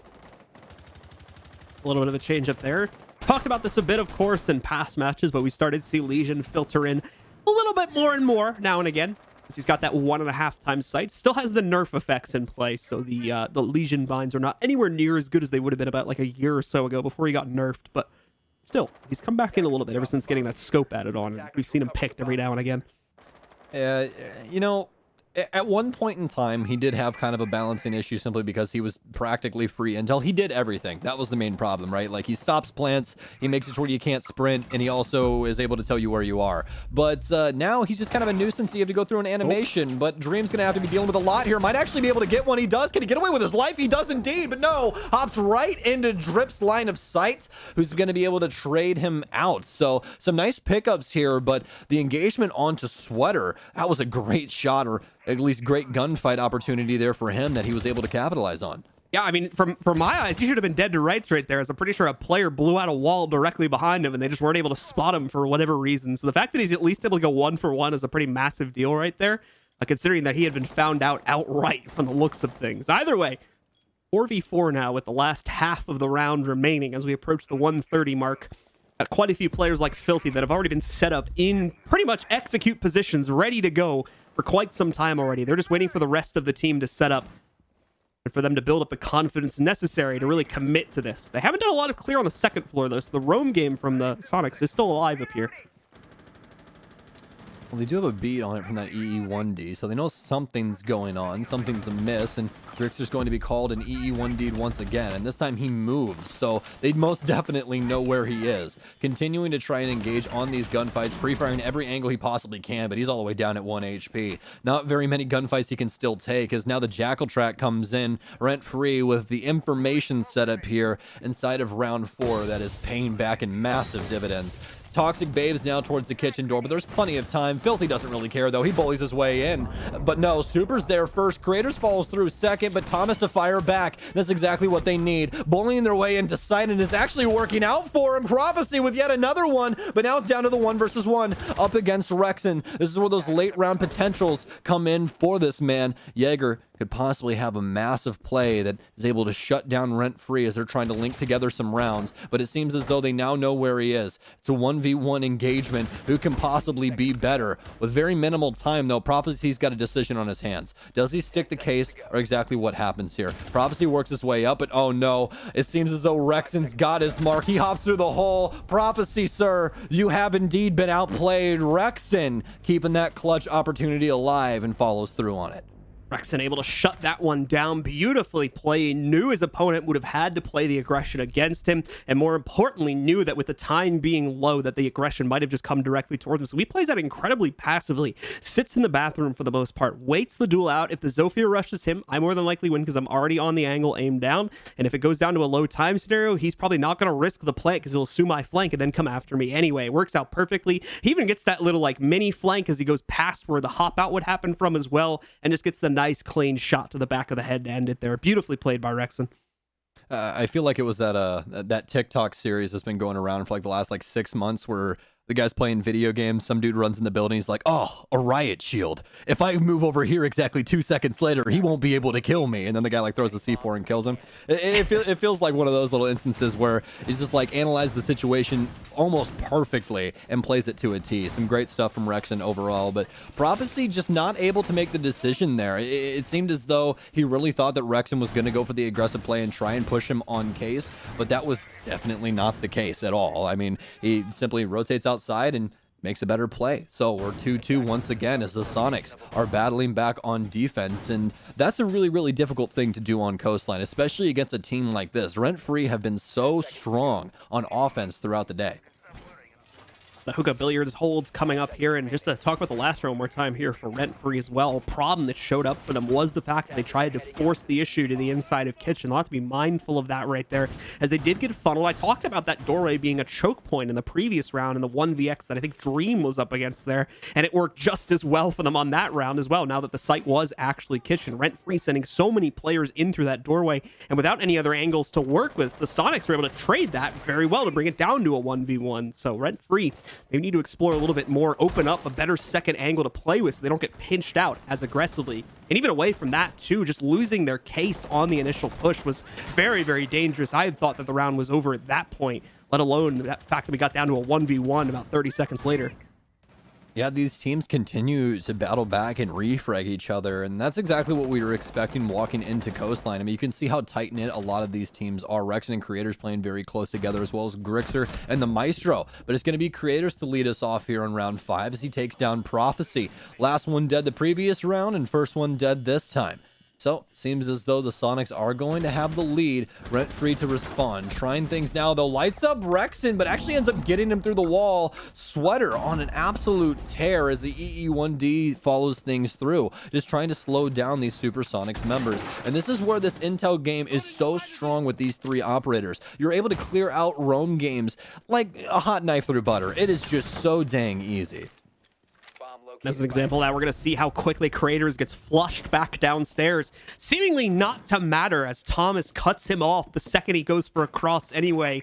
Well done there once again by the Roam Clear team on Rentfree to take care of that so quickly and now bring this down into a 4v3, still with over a minute on the clock as well. So Rentfree, as long as they don't struggle with trying to set themselves up for the actual execute as they have done on some previous rounds here, they're in a good position to try and take their third. All right, well, 4 versus 3 now with only a minute remaining, but that's quickly going to change as Drip makes a critical error and steps right into the line of sight of Super. SMG-11 dispatches him, and all of a sudden we're at a 3v3 equal man count here, a sub-minute. Grixer, as well as the rest of the Sonic squad, holding on to things on sight. Dream, well, all the way back inside of Hookah. All anchor operators also remaining, so this is actually going to be quite a strong setup. Super still has plenty of smokes, and all this utility that they have at their disposal can not only stop plants, but just be annoying to these offensive members. The main issue is now, though, is they're going to have to try and create some space in order to utilize that. They do have Thomas downstairs, who might be able to get a kill with this frag grenade, but that's going to go wide. Can't get very much damage off as the smoke grenade goes in, but Super steps out and is able to take down Sweater. Worried about the man on the window rappel, but no, Thomas wins it out instead, but he's going to be the last one alive. Quick decision making, gets inside the window, but not able to win it out against Grixer, who immediately takes his head off. The Sonics in the lead on defense. Great comeback yet again in the mid round there from the Sonics. The same issue that I talked about in the previous round right there, where we're seeing a lot of good work being done by Rentfree when it comes to the early map control in the roam clear game. But when it comes to actually setting up for the execute, it seems that things are severely lacking. And the rounds that they are winning are really just trading their ways to a win. But if we see the Supersonics able to establish position and win out those initial fights, they're shutting down these attacks in the late round. Exactly. It's really these, initial engagements that have been telling us who's going to win these rounds. We've had some clutch opportunities, obviously, but a lot of the times it is these large initial engagements that we're seeing between these two squads where they're able to snowball some frags together. Right now for Rentfree, though, it seems as though the early engagements have been really strong. They've done a very, very good job of clearing out these roam games. It just comes down to that site execute where the Sonics have been able to fight back time and time again.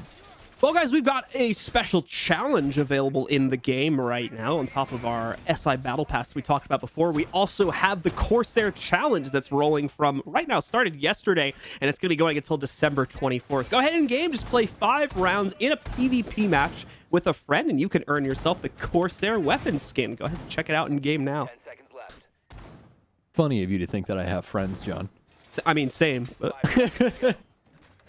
Hey man, you want to squad up later, man? We can do that. Yeah, we can I'll get you the we can get Corsair through skin. 5 games, I think. By game 5, I'm just gonna be like, why is this Jaeger here? What is he doing? Do they have to be ranked? That's the next question. I hope they don't have to be ranked. I've barely played any rank this season, by the way, like at all. I think I played like 4 games. Gotta get my placements done still. So I just gotta maintain my plat charms, man. I can't be a washed commentator, you know? that's all right. I already achieved that before I even started. So taking a look at the Rentfree push this round, we've got a lot of action working its way in through service here. 3 players, in fact, making their way towards this position. Creators is going to get forced back over onto Qualifiers because of the drone work that's being done on the inside of Sunrise Bar. But away from that, much like the past rounds here, the roam game isn't really having much go on down on the first floor. It's really all about what's being set up on that second floor. Well, some initial Jackal tracks onto Creators, so they know that Vigil exists. Not only does he exist, but he's over near Vibes. But it seems as though he's got some supportive play here from Rexon, who could possibly get some kills on these players rotating in through Kitchen. But as of right now, Rentfree are playing things extremely close to the chest. They do not want to miss an opportunity to equalize in their offensive half, because that's going to be extremely pivotal coming into that defense. Prophecy might have an initial engagement here. Finally gets Super, who was in a very, very poor spot all the way back inside a penthouse. That's what happens when you play that spot a little bit too late into the round. You get caught off guard and there's no real safe harbor for you, so ends up dying early on here. Toxic Babes down. Now Rentfree have an opportunity to try and equalize. Sweater still looking for some shots from below if he can land them, but unable to line those up just as of yet. Another 1-for-1 exchange got to go off here. Thomas takes down Grixer, but Grixer will eliminate Drip in the process. Still an advantage for Rentfree, and it doubles itself now as we see Thomas get the double kill. Prophecy, though, getting tapped away by Dream. Beautiful angle taken from him to try to re-equalize things. Still down a man, unfortunately, for the defense, but able to at least try and work this now. We just saw a 3v5 won by the Supersonics, so a 2v3 is completely possible. 55 seconds remain, though, so a lot for Rentfree still to work with here. I'm so sorry, especially with Dream on the board, because Dream has such a large impact, but he's going to have to go nuclear here to win this. 1 versus 3.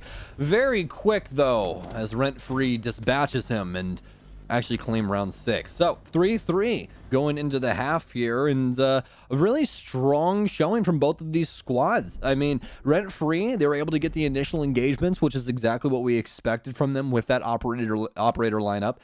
You know, those early round engagements were definitely going to go their way, and if they didn't, that was more than likely a misplay on their part. But you know, for the Sonics, it was the late round aggressiveness from site that they were able to just link together these kills and steamroll the execution, making things extremely difficult for the offense. I mean, there was really nothing that they could initially do there. I mean, they kept catching them off guard inside of these engagements, and until they were able to actually fix that, I really don't see them, you know, really you know, righting the ship in that way. But it doesn't really matter too much anymore, as we will be switching sides after we finish up round 6. So Rentfree heads on to defense to see if they can either force this to that map point, trying to guarantee overtime, or close things out. The Sonics, though, technically speaking, on the favored side here on Coastline. Offenses usually have a little bit of an easier time here, so we'll have to see how this works out for them.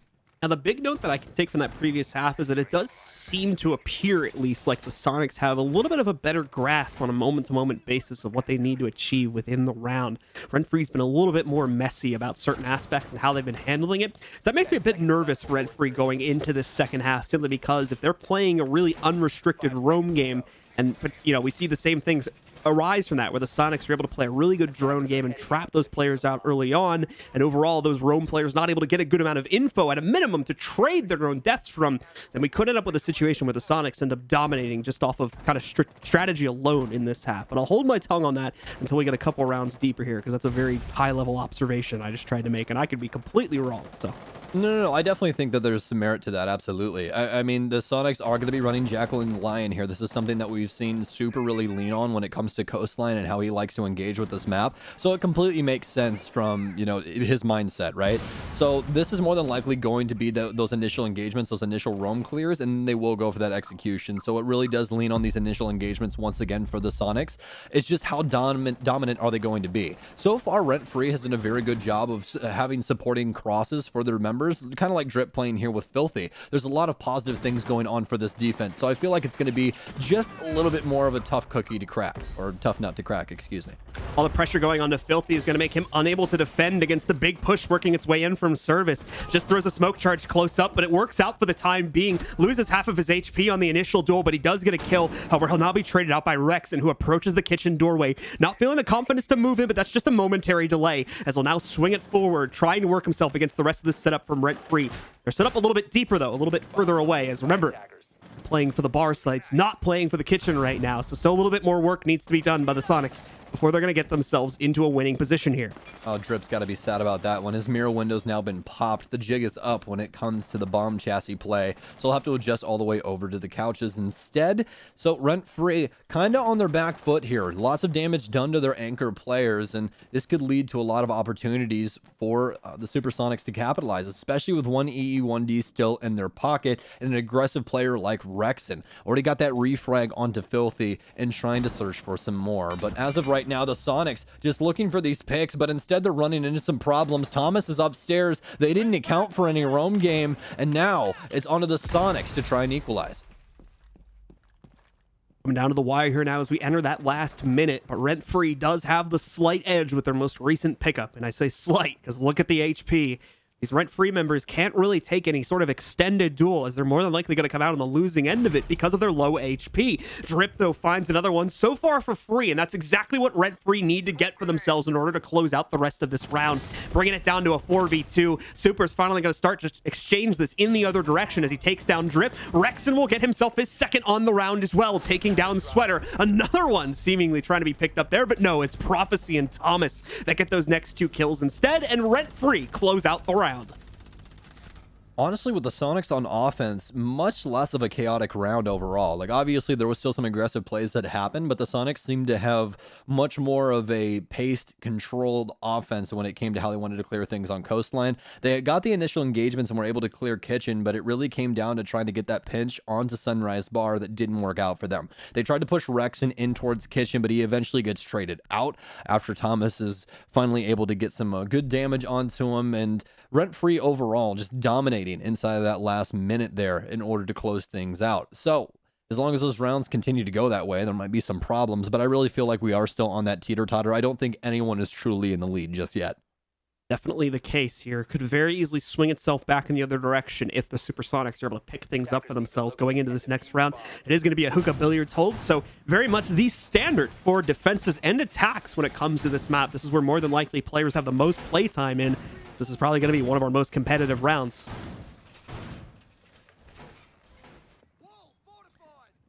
Away from that. Oh, no, it's all good. I was just trying to drink some water, man. We've been talking a lot, you know. We're both analyzing the situation. Yeah, it's okay. We're allowed to not talk.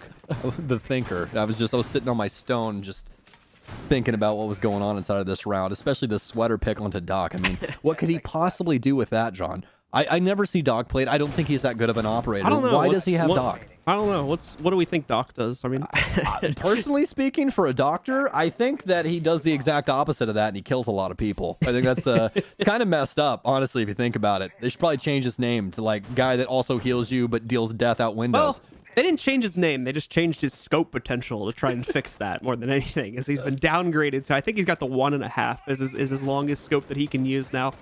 Compared to, of course, being one of the few operators on defense that would actually have access to the old ACOG when we were on the old optics system. So they've nerfed him a little bit in that regard. So when you do bring him, it's usually because of the heals now, more for anything, I would guess. But we rarely see him anymore, so...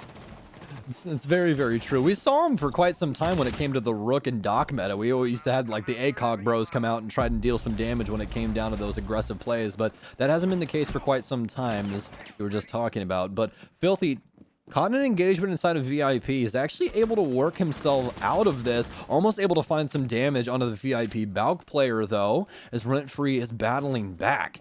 Still have a lot of map control as well, as the Sonics haven't been able to actually work their way into the building, and Filthy takes down Grixer on the roof, just sees the top of her head and is able to remove it, places a nice hold there, and all of a sudden Rentfree are back in the lead on man count.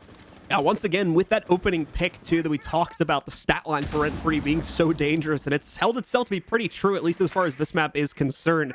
Normally, Rentfree beginning the opening pick, they've had a pretty good record of following it up with the actual win so far.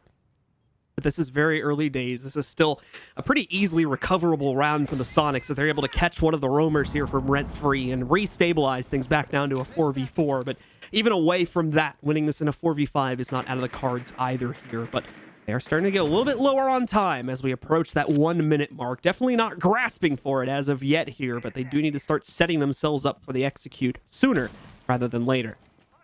This has been beautifully done from Rentfree all day on their defensive halves. Anytime that they had have the leadoff pick, they slow things down and really make the Sonics work for that map control. Granted, obviously, they have the east side completely taken care of, but when it comes to actually working towards site, there's really nothing done. The Sonics really don't have anything to actually force their way onto site. There's still so many Rentfree players, you know, minus Drip, that are still alive. So as for Rentfree right now, it's leaning on this utility to try and make sure that the Sonics can't perform this execute.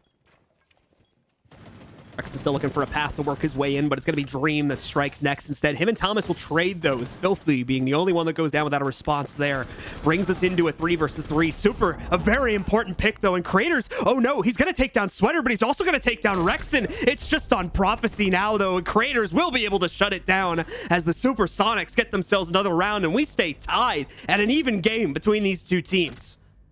Great stuff there from the Sonics. That pick onto Drip really changed up that entire round. Gets a smoke off the field. He's not able to do much of anything anymore. Those toxic babes can't possibly try and stop your plant, as well as rotating on over to Aqua, where they had immediate control. There was really nothing there stopping them from having it. They just didn't have anybody there earlier on inside of that round. So nice adjustment from them to go for that execute on that side, forcing Rentfree into sort of a debacle. Started running all over each other, though. Ended up killing one of their teammates, but that didn't matter. Able to clutch up at the end of the day, and all of a sudden we're 4-4, and that's exactly what we did expect between these two and what we've seen so far. All right, so let's head into the next round here, take a look and see what exactly the future holds for both of these rosters. A very, very close match, and it's just gotten even closer with the Sonics once again maintaining the tie point at 4-4. It's going to be a repeat of the same sight here for Rentfree as well, feeling that they were close enough to the win on that previous round to just make another run around about it, and if they could correct the mistakes on the second attempt to try and close things down this time. Should be seeing, I believe, their first site 1 unlocked after this, too. All right, well, we'll see how Hookah possibly goes here, but I think that that's the biggest thing, right, is obviously after this round, they're going to have access to double bar once again, and their double bar hold was extremely strong, so I think that that's more than likely going to be the choice for them, but we also have some very weird, I'm just going to say weird, reinforcement patterns here from Rentfree. We'll have to see how this works out, but as of right now, though, they're going to have no reinforcement on the south Hookah wall, which faces in towards Billiards, where we usually see plants go off of, and there's usually a single panel right in the middle of that so that you can have a safe haven to not die. So that's going to be the big change here, as well as what Drip is opening inside of box. So this is going to make it to where they can see the VIP door as well as just down that hallway. So there's a couple of new angles that the offense is going to have to worry about that could possibly catch them off guard if not drawn properly. In a retake scenario as well here in the event that becomes necessary for Rentfree, because just like the previous rounds, they're playing pretty heavily off-site right now. Prophecy and Filthy trying to line up for those early picks where they've had pretty good records of trying to do this. Filthy wants to find that early pick for his team in order to get them off to the 5v4 yet again. And there's another player on the inside of the hatch drop back over there by the master bathroom as well. We're now going to have to worry about too. That may have been who Prophecy just took a load of damage from, in fact. First E1D charge going to go out, and it does eventually lead to the death of Prophecy. Filthy in a tough spot here now, too, but he's going to be able to correct it. Makes the run to the door and knocks down Rexon.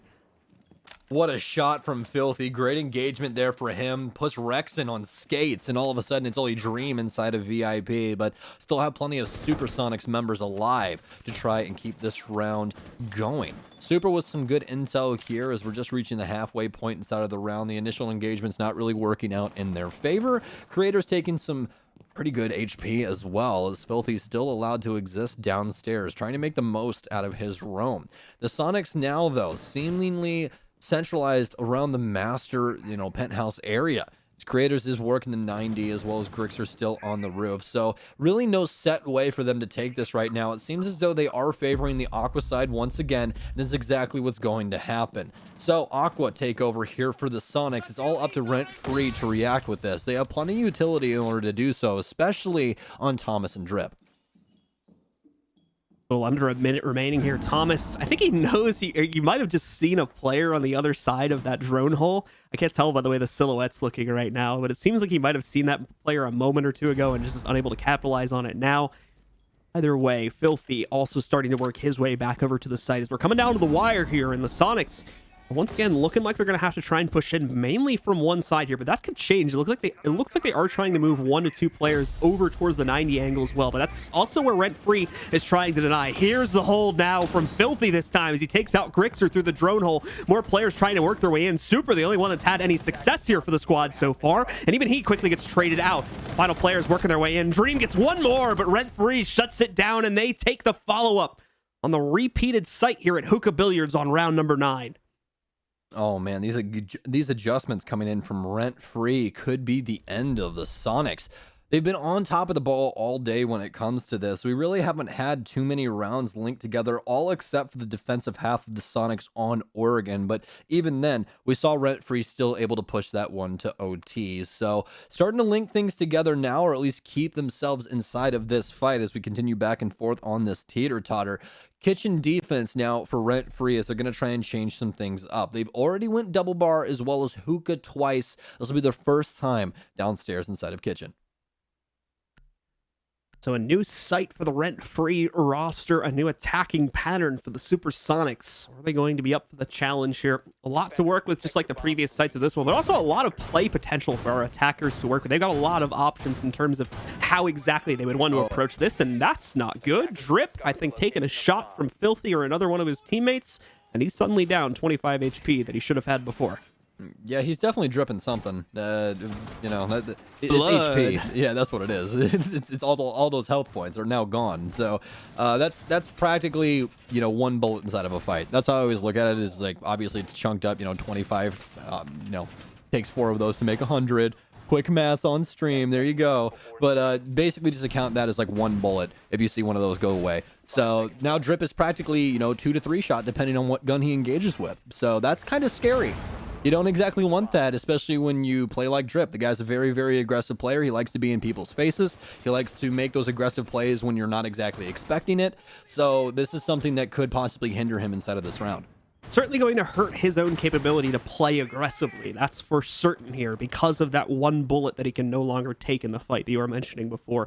So he's playing kind of at a rotation point between a lot of stuff right now. So we'll kind of follow up with him a little bit later on and see how exactly he's going to be dealing with that. But Filthy, just like the previous rounds, also taking an aggressive stance here as he tries to go for some early peeks outside through the windows and not going to be able to get much for himself here. The Supersonics, just like the previous rounds as well, remaining very, very restrained in this first minute or so of play. Well, Rentfree playing extremely aggressive to double bar. This is actually a really, really smart idea. This is Sonic's entire take. You can see the alibi clones over here as well to try and assist with some intel, but Sweater's going to dispatch that, so doesn't seem like it's going to have too big of a chance to do much. Filthy gets 1 kill, Drip gets downed, but this time around they don't have dogs, so Drip's more than likely going to lay inside the couches area and bleed out, but instead it's actually Creators who kills him through the window. We're equalized here at 4-4. Still about half the round to go as well here. So the Supersonics not going to feel pressure to make a play just yet. Although that may be coming up in the future here, depending on how well the counters for their lost teammate are going to be deployed here from Rentfree. Another E1D charge going in, allow for the entry into Sunrise. Still with 1 additional charge to use besides that as well. And that'll more than likely be saved for the actual execute itself. Filthy sitting over here just by Office, right on the other side of Blue Bar here, still has the potential to shut down at a minimum Creators and maybe other players as well should the Supersonics decide to execute in through Sunrise, and it's definitely looking like it's the case. Another player, Super, now joins the rest of the team as they're going to try and push in from here, so they'll have to be very, very wary of that rotate from Blue. And we've hit the lull moment inside of the round between these two, but that doesn't mean that things aren't going to quickly turn on their axis. It's a good drone. Filthy about to be droned out, but oh no. It's actually right next to him. He can turn the backpack on and move in whenever he really needs to, but I don't know if they necessarily know that he's down here inside of office. It seems as though they are aware of the situation, as since he has popped that extremely close to a drone, it should make it pretty easy for them to know exactly where he is, but he's immediately rotating back through the office area. Creators, though, he doesn't want any funny business. He's assuming that he could possibly make this rotation, but with very minimal HP, or excuse me, very minimal time, they need to try and force the opposition back and get this plant down. Sweater's still laying down inside of the kitchen areas. Rentfree is bracing for impact from the Supersonics, but oh my goodness, it's Dream all over the case. Sweater and Filthy finally fire back, but Super's got a plant going down somewhere else. Sweater gets yet another, but they don't know where that Super is. He's planted it inside of Kegs. Last engagement here, and Sweater takes him down. That's going to be match point now for Rentfree as they go up onto it. The Sonics now have to try and link 2 rounds together to force overtime and stop themselves from losing SI qualifiers. I'm not gonna lie, that was a bit scary for Rentfree. They're looking at the way they had the site set up. A lot of players off-site playing for the retake, and almost everything going on to their Mozzie player, who thankfully fires off on all cylinders right there, gets a triple kill in the midst of the round, and that was very, very much needed, as they were quickly, the Supersonics, they were quickly crunching down on that site and not leaving a whole lot of room for a retake to even be possible. Great comeback there in the midst of that site fight, and as you said, pushes them up onto map and match point now.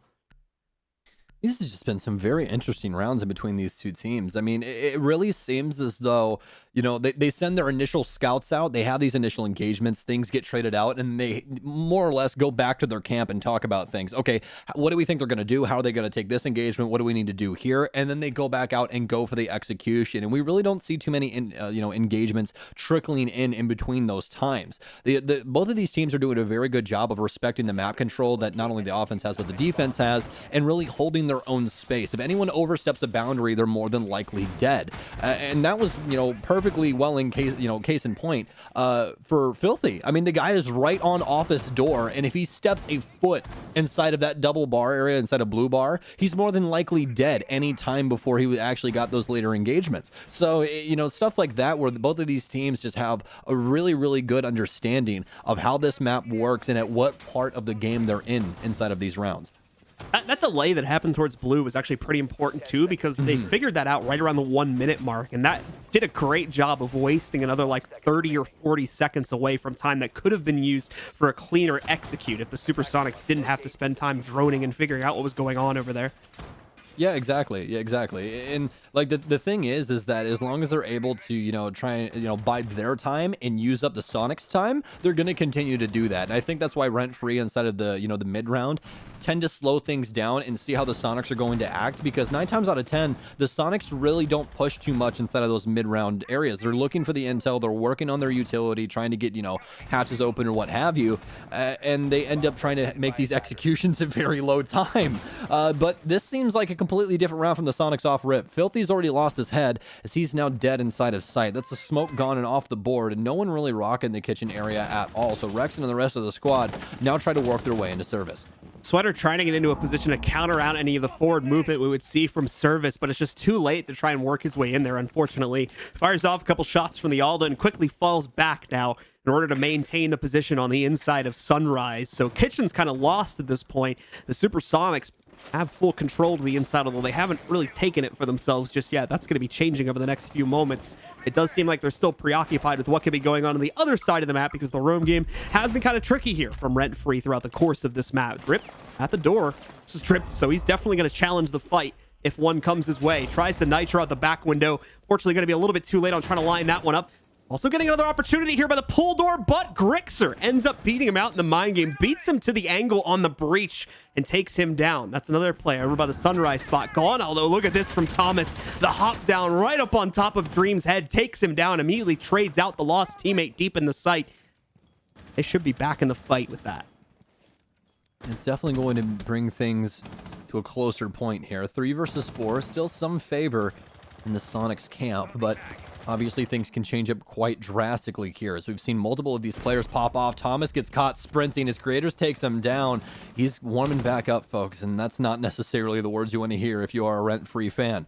4 versus 2 now. favor of the Sonics as they're barreling down on site, but at the same time, still working the outside area. Want to see if they can possibly find any of these engagements, but it's on to Prophecy now. He gets one. Can he possibly get two? Bullets fly through, but oh no, the F2 has to reload. Grixer gets caught off guard. It's now a 2 versus 2. Can Sweater get one? He can't. Oh, Super bullying his way in. It's now down to Prophecy to try and close things out here. They don't have case control all except onto Super. Has to worry about the first one. Finds it, but can't get the second. Rexon fighting his way around the reinforcement, around the pillar, able to find the last remaining member of Rentfree and prevent them from getting that last extremely important round.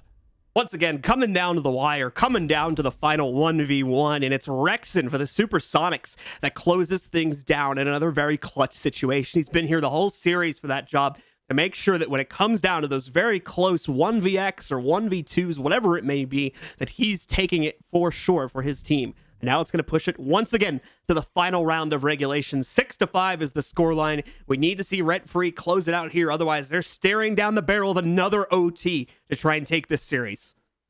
It seems almost fitting, though, if we do go there. I mean, no one's really going to argue with overtime, you know, especially on a Coastline this good. We don't get Coastlines this fun to watch that often anymore, to be honest with you. Like, how often do we play Coastline anymore, really? So rarely. Yeah, exactly. So it's nice to see it come back with such, you know, a force. There's been so many good engagements amongst these two that have been, you know, really at the mercy of the map. I mean, you don't really get this inside of Rainbow Six anywhere else. So it's kind of like the Rust of MW2. You know what I mean? Like, if you really want gunfights and you really want to prove that, like, your mechanical skill is just that much better, you take them to Coastline. This is how it is. All the other maps really are centralized around that strategy and, you know, the engagements that go around that. Inside of this map alone, it's how well do you engage with your team? Can you guys stay on the same page? And can you refrag? Those are the big questions. Oh, let's see if we can get some answers within this round. Like we said already, Rentfree is looking for the closeout. Supersonics is looking for OT. One of those two will come true on this round as it's number 12. We've got the Supersonics working their way in the front-facing direction for the most part, but we don't want to have any definitive decision on where they may be working their way towards, just because this map is a little bit complex with regards to how the early round is often handled, especially if the team is trying to play a more complex strategy. We may have players all over the map getting into a bunch of different fights, and that certainly seems to be the case here. Filthy was looking to challenge some of the initial aggression over towards the service door, but he's been forced away and is now about to work himself up main, where he will be spotted out by Super's drone. Super won't get the opportunity to follow it up with a kill, though, as Filthy retreats further into security instead of trying to work himself up those main stairs. Well, great initial take here for the Sonics, but the issue is now, though, Thomas has read this out with the cardiac sensors, so Creator's position is now known. Possibly inside of 90 and could honestly be killed at a moment's notice if he takes the wrong peek. But this is some really, really good information here for Rentfree that they'll be able to utilize for the rest of the round. This is where everything's coming together for the Sonics, and Rentfree need this round right now to close things out. They don't want this to go to overtime in the slightest. Let's win this inside of regulation and prove that we're supposed to be here. Filthy still on the roam downstairs as the rest of the Rentfree members just bide their time inside of sight. This has actually been the least amount of early engagements that we've seen throughout Coastline so far. Both teams being very, very cautious, and the reason should go without saying, but with what's on the line here, just on this round alone, you can kind of completely understand why players may want to take a more passive stance here on the ultimate round of regulation time. And anyway, down to a minute remaining here on the clock. Got the Supersonics roster still taking their time about things here, but a lot of drone intel going their way. At the same time, a lot from Rentfree has also been tossed onto the Sonics because of the play that we had earlier from Thomas. So both teams should have pretty decent awareness of each other at this point. Now it's just all about who finds the shots. Rexon had a lineup there, gets some damage going on to Prophecy, but is unable to follow it through with the actual kill. Oh no, this is going to be some massive issues coming in here in the last 40 seconds, John. We used to call it the 1 minute of hell when it came down to being a 5v5, but it really is last 30 seconds as things begin to pop off. Trades fly back and forth, but it's mostly Dream inside of VIP hallway, but he's been shut down. Prophecy on for a double kill. Case starting to go down. Prophecy with a quad kill. It could be an ace to end it all. There's only 20 seconds remain for Grixer to try and clutch things up, but they know exactly where he's coming from. Hot pings right on him. Good intel for Prophecy. He wants the ace to close things out. And can he get it? Oh my God, he absolutely can. Prophecy steps up and he puts the Supersonics in the dirt.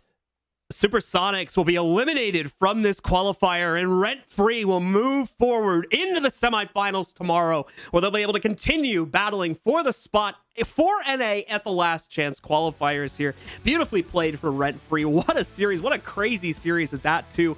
Both teams playing their hearts out, but ultimately, Rentfree will move forward, and the Supersonics will be eliminated. What an amazing series between these two. All maps going to regulation at a minimum. So many rounds in between these two teams and a lot to dissect, but hey, that's what we got analysts for over there. So I'm going to toss it back over to John. I had a great time here today, folks, but we got some more Siege on the way tomorrow, so make sure you guys keep that browser pinned. You know exactly where to be tomorrow at 4 p.m. Not many other final words for me, so we'll send it right back over to the analysis desk, folks, and we'll see you tomorrow for more matches. Oh my God, I said it at the beginning of the stream. This is the game we were all waiting for, and it whatsoever in any way possible. In order to advance one more game closer to make it to SI 2021. But fellas, tell me your thoughts. There's a chant in professional wrestling that I like a lot where it's "Fight forever," and then you do the clapping thing, which is exactly how I felt about this entire series. As Sam mentioned before he cut back to us, every single map goes to regulation maximum at a minimum, and it doesn't really get much better than this. Yeah, I mean, especially the way it ended. I mean, this is just an incredible game that showcases two incredible teams that we really haven't seen much of so far in Siege. And these are also two teams that going forward we're going to see a lot of. So this was just really, I think, the best introduction we could have gotten. You see it right now, Prophecy, with this incredible round to end it. And Thomas, of course. Let's go. Of course. You love him. Oh, what a great game. You love to see it. Jacob, Jesse, we're happy. I wish the chat was in the comms because we're going crazy at the end. It finished out the series with an ace. You know, shout out to Prof. It's been crazy. But Jesse, let's talk about Sonics, their defense, and how Rentfree pretty much dissected it, man. Give us what's on your mind. I mean, it was an interesting evolution for the defenses of Sonics throughout the best of three. You know, we started on Villa. The Sonics played pretty aggressive. They played pretty fast and loose. They were jumping out. They were challenging angles. They were taking gunfights. And what they found is that, Rentfree are really happy to take these gunfights. They're fine playing this playstyle. So when they moved over to Oregon, I thought we saw Sonics slow it down a little bit. SQ seemed to have a little bit more sort of in-depth strategies. They wanted to play it a little bit more reserved, and it worked out for them. They took a lot of those defensive rounds pretty well. But then when we get to Coastline, the issue is that you really can't play that same playstyle of sitting back and working with this, utility dump style meta. You can't just hide behind shields the same way that you can on a map like Oregon. And so Sonics sort of forced out of their comfort zone, I would say, and Rentfree were really able to sort of step up into theirs. And I mean, there was a lot that went down in that, and obviously Sonics played an excellent game, but Rentfree just played a little bit better. No, you're right about that. Towards the end, we were having a conversation about how Sonics, they held back on their aggression. The cast, what they call it, the 1 minute of death or whatever, where we didn't see that aggression at all. They tried to push in towards the end, but Rentfree, they were just ready for him.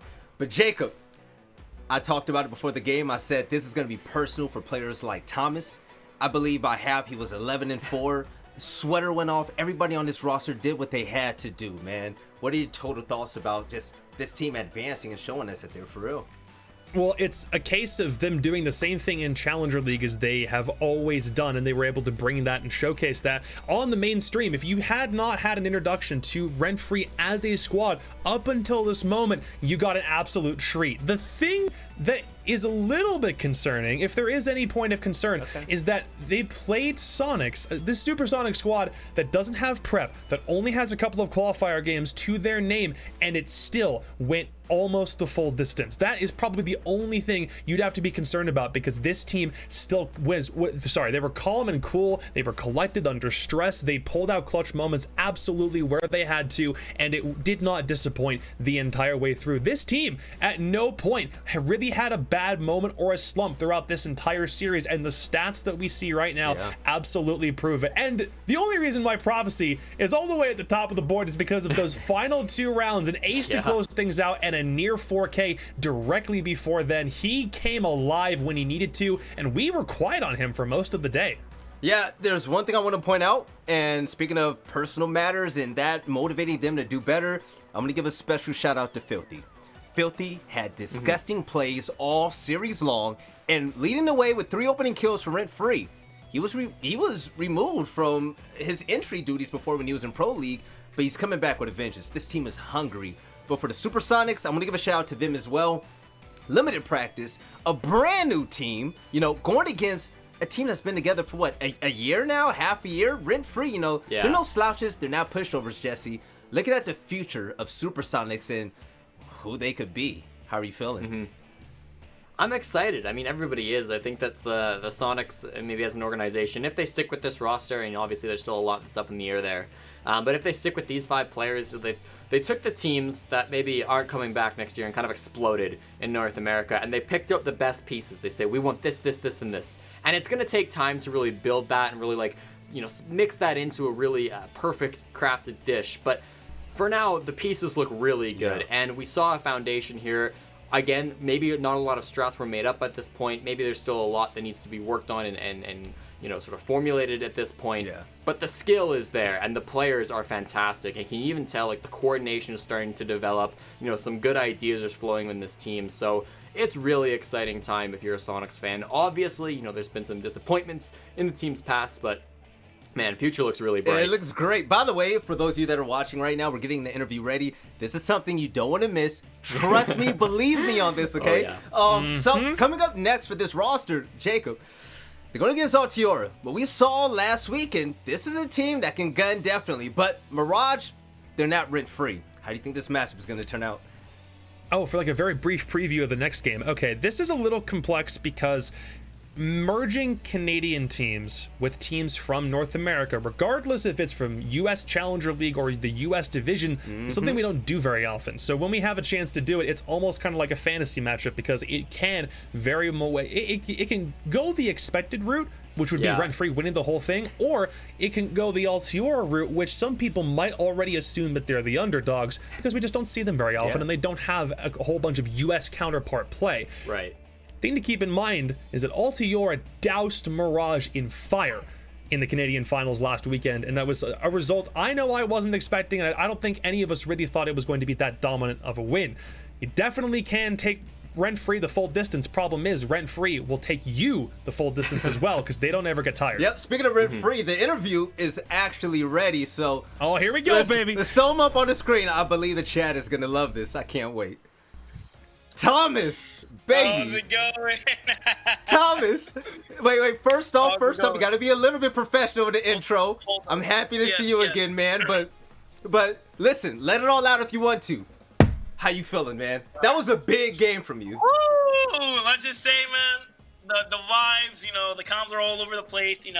At the end of the day, everyone's hyped. But this meant a lot of Filthy. This meant a lot of me. I mean, a lot of the trash talking coming from Seth, once they formed, they did smoke us in scrims, and then they wrote it out and said, oh, we have no chance, or yada, yada, yada.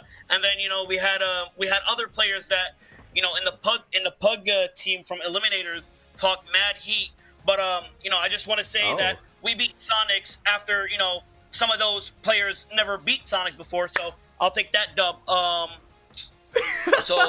take that dub. And shout out to y'all, bro. I mean, the love, you, Caliber. I hope Jesse. I hope I seen some love from Jesse. But I gotta do this for the memes, bro. We gotta get the gum in, man. We gotta get the gum in. So you gotta. Hey. So Thomas, I'm glad you touched up on it. It meant a lot to you and Filthy, right? And before the game started on Coastline, I called it. I said the last time I saw Thomas play this Tier 1 was when he lost to Reciprocity. He took it hard, and I know he's going to be gunning. I believe in the first half, you went about 11-4, 11-5 if I believe I'm right. What was your motivation? What was your mindset coming into that map? I don't really look at it as, obviously every player checks tab and says, oh, they're fragging out. But when you're fragging out, and you're not winning, those frags mean nothing. So, like, you know, some of them were impact kills, some of them weren't. I mean, some of them were opening kills that, you know, never got, got a chance to basically win the round out of. Just like Filthy, you know, a couple rounds, he gets the first kill, like on Oregon or whatever it is. Or, I mean, even Coastline, we lose the round. I mean, we just got to carry it out. Obviously, you know, also shout out to Eliminators. Even though, you know, I just talked some trash to them, you got to also shout them out because they proved, like, our, how do I say it? Our openings where we can get smoked from. And it was actually a fun game. And also like a learning session basically of that game last week. Nothing but love to every team that we played yet. You know, at the end of the day,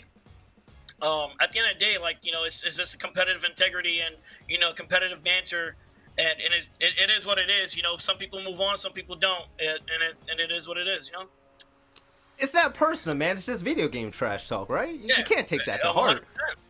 100%. The competitors at the end of the day, but right. But Thomas, I'm gonna leave the stage to you right now. You need to show some love to your team because Sweater and those boys, they showed up in a big way. Show some love to the chat because they were loving you guys, man. And yeah, just feel free, say whatever you want. I mean, you know, special shout out to like Sweater, Prof, and Yard and Drip and Filthy. I mean, all of them. Like, I mean, you know, at the end of the day, we're a team, and your team is like your family. You're gonna have fights. You're gonna have, you know, in different different how do I say, points of views. You know, it's hard to get two people. It's hard to get two people to agree on one thing, but it's harder to get 5 plus, you know, 2 coaches. So you're gonna have, like, you know, sometimes arguments and stuff. But at the end of the day, you know, it's whoever overcomes that and takes those arguments and puts it to, how do I say, a function to win the game and win the match. I mean, the job is not done, and a lot of people are going to be like, oh, this guy's talking like the job is done. The job is not done. We got Altoria tomorrow. Tell him. And hopefully we got whoever comes out, BC or DG on Sunday, and we want this spot. I want this spot. I mean, I've been pummeled through the ground in this scene by people that never deserved it, and I'm sorry, and I'll say it right now. Some people right there like that are the ones that put me down. So I want to prove myself once again, bro. Like, it's done. Like, it's done. I put so much time into this game. I'm not done. I am not done.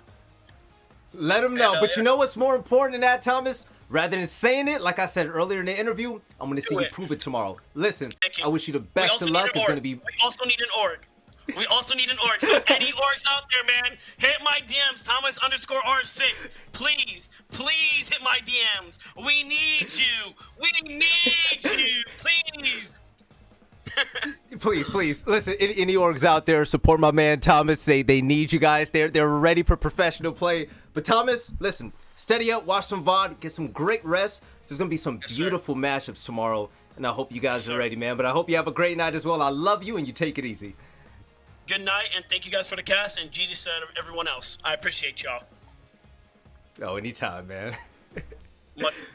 Look, bro, when I said Thomas interviews were going to be good, I wasn't kidding. This is what you get in CL week in and week out. Tommy, let's go! Tommy I'm so proud of the boys. Yo. So, Jesse, I love him. First thoughts. Yeah. I mean, okay, Thomas interviews are the best because, I mean, he's so excited. You saw it there, even in, like, the post, like, round hype-up cams that we saw from him. I might be, if it seems like I'm not maybe as excited about Thomas, it's because last time I met him in real life, he kind of smoked me in a game of ping pong. But I've been working on my game, and I am happy for him for winning this game. He's played really, really well, and you'll love to see it. Hey, chat, can we get a cat jam for Jesse real quick? Cat jams. Yes, so, Jacob, I'm going to come to you for this one. The Corsair play of the day, what's it going to be? It's a little cheesy and kind of cheating. Okay. But if it's not that Prophecy Ace to close out that game on Coastline, I don't know what production is thinking. I think we all agree, right? We all agree. Listen, I have to ask Production's rules. So, Production, let's see what the Corsair play of the game is. And it better be that Ace. It better be that Ace. Come on. I'm throwing my headset and I'm walking away. There we go. Hey! All right, good. Okay, good. So, I mean, just, you know what? You know what's even crazy about this? He had 2 attempts to get an ace to close out this map. The first one, no, excuse me, no, it was what the 4K, ace. Yeah, the 4K to almost make it go big. Thomas popping off, you know, we get an ace to close it all out.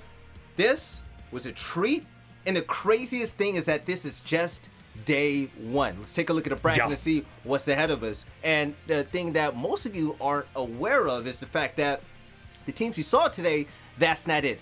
Disrupt Gaming, now, they're going to face off against Beast Coast, the winners of the first series of today. And Altiora, the Canada Division champions, they're going to face off against the victors that we just saw, Rentfree.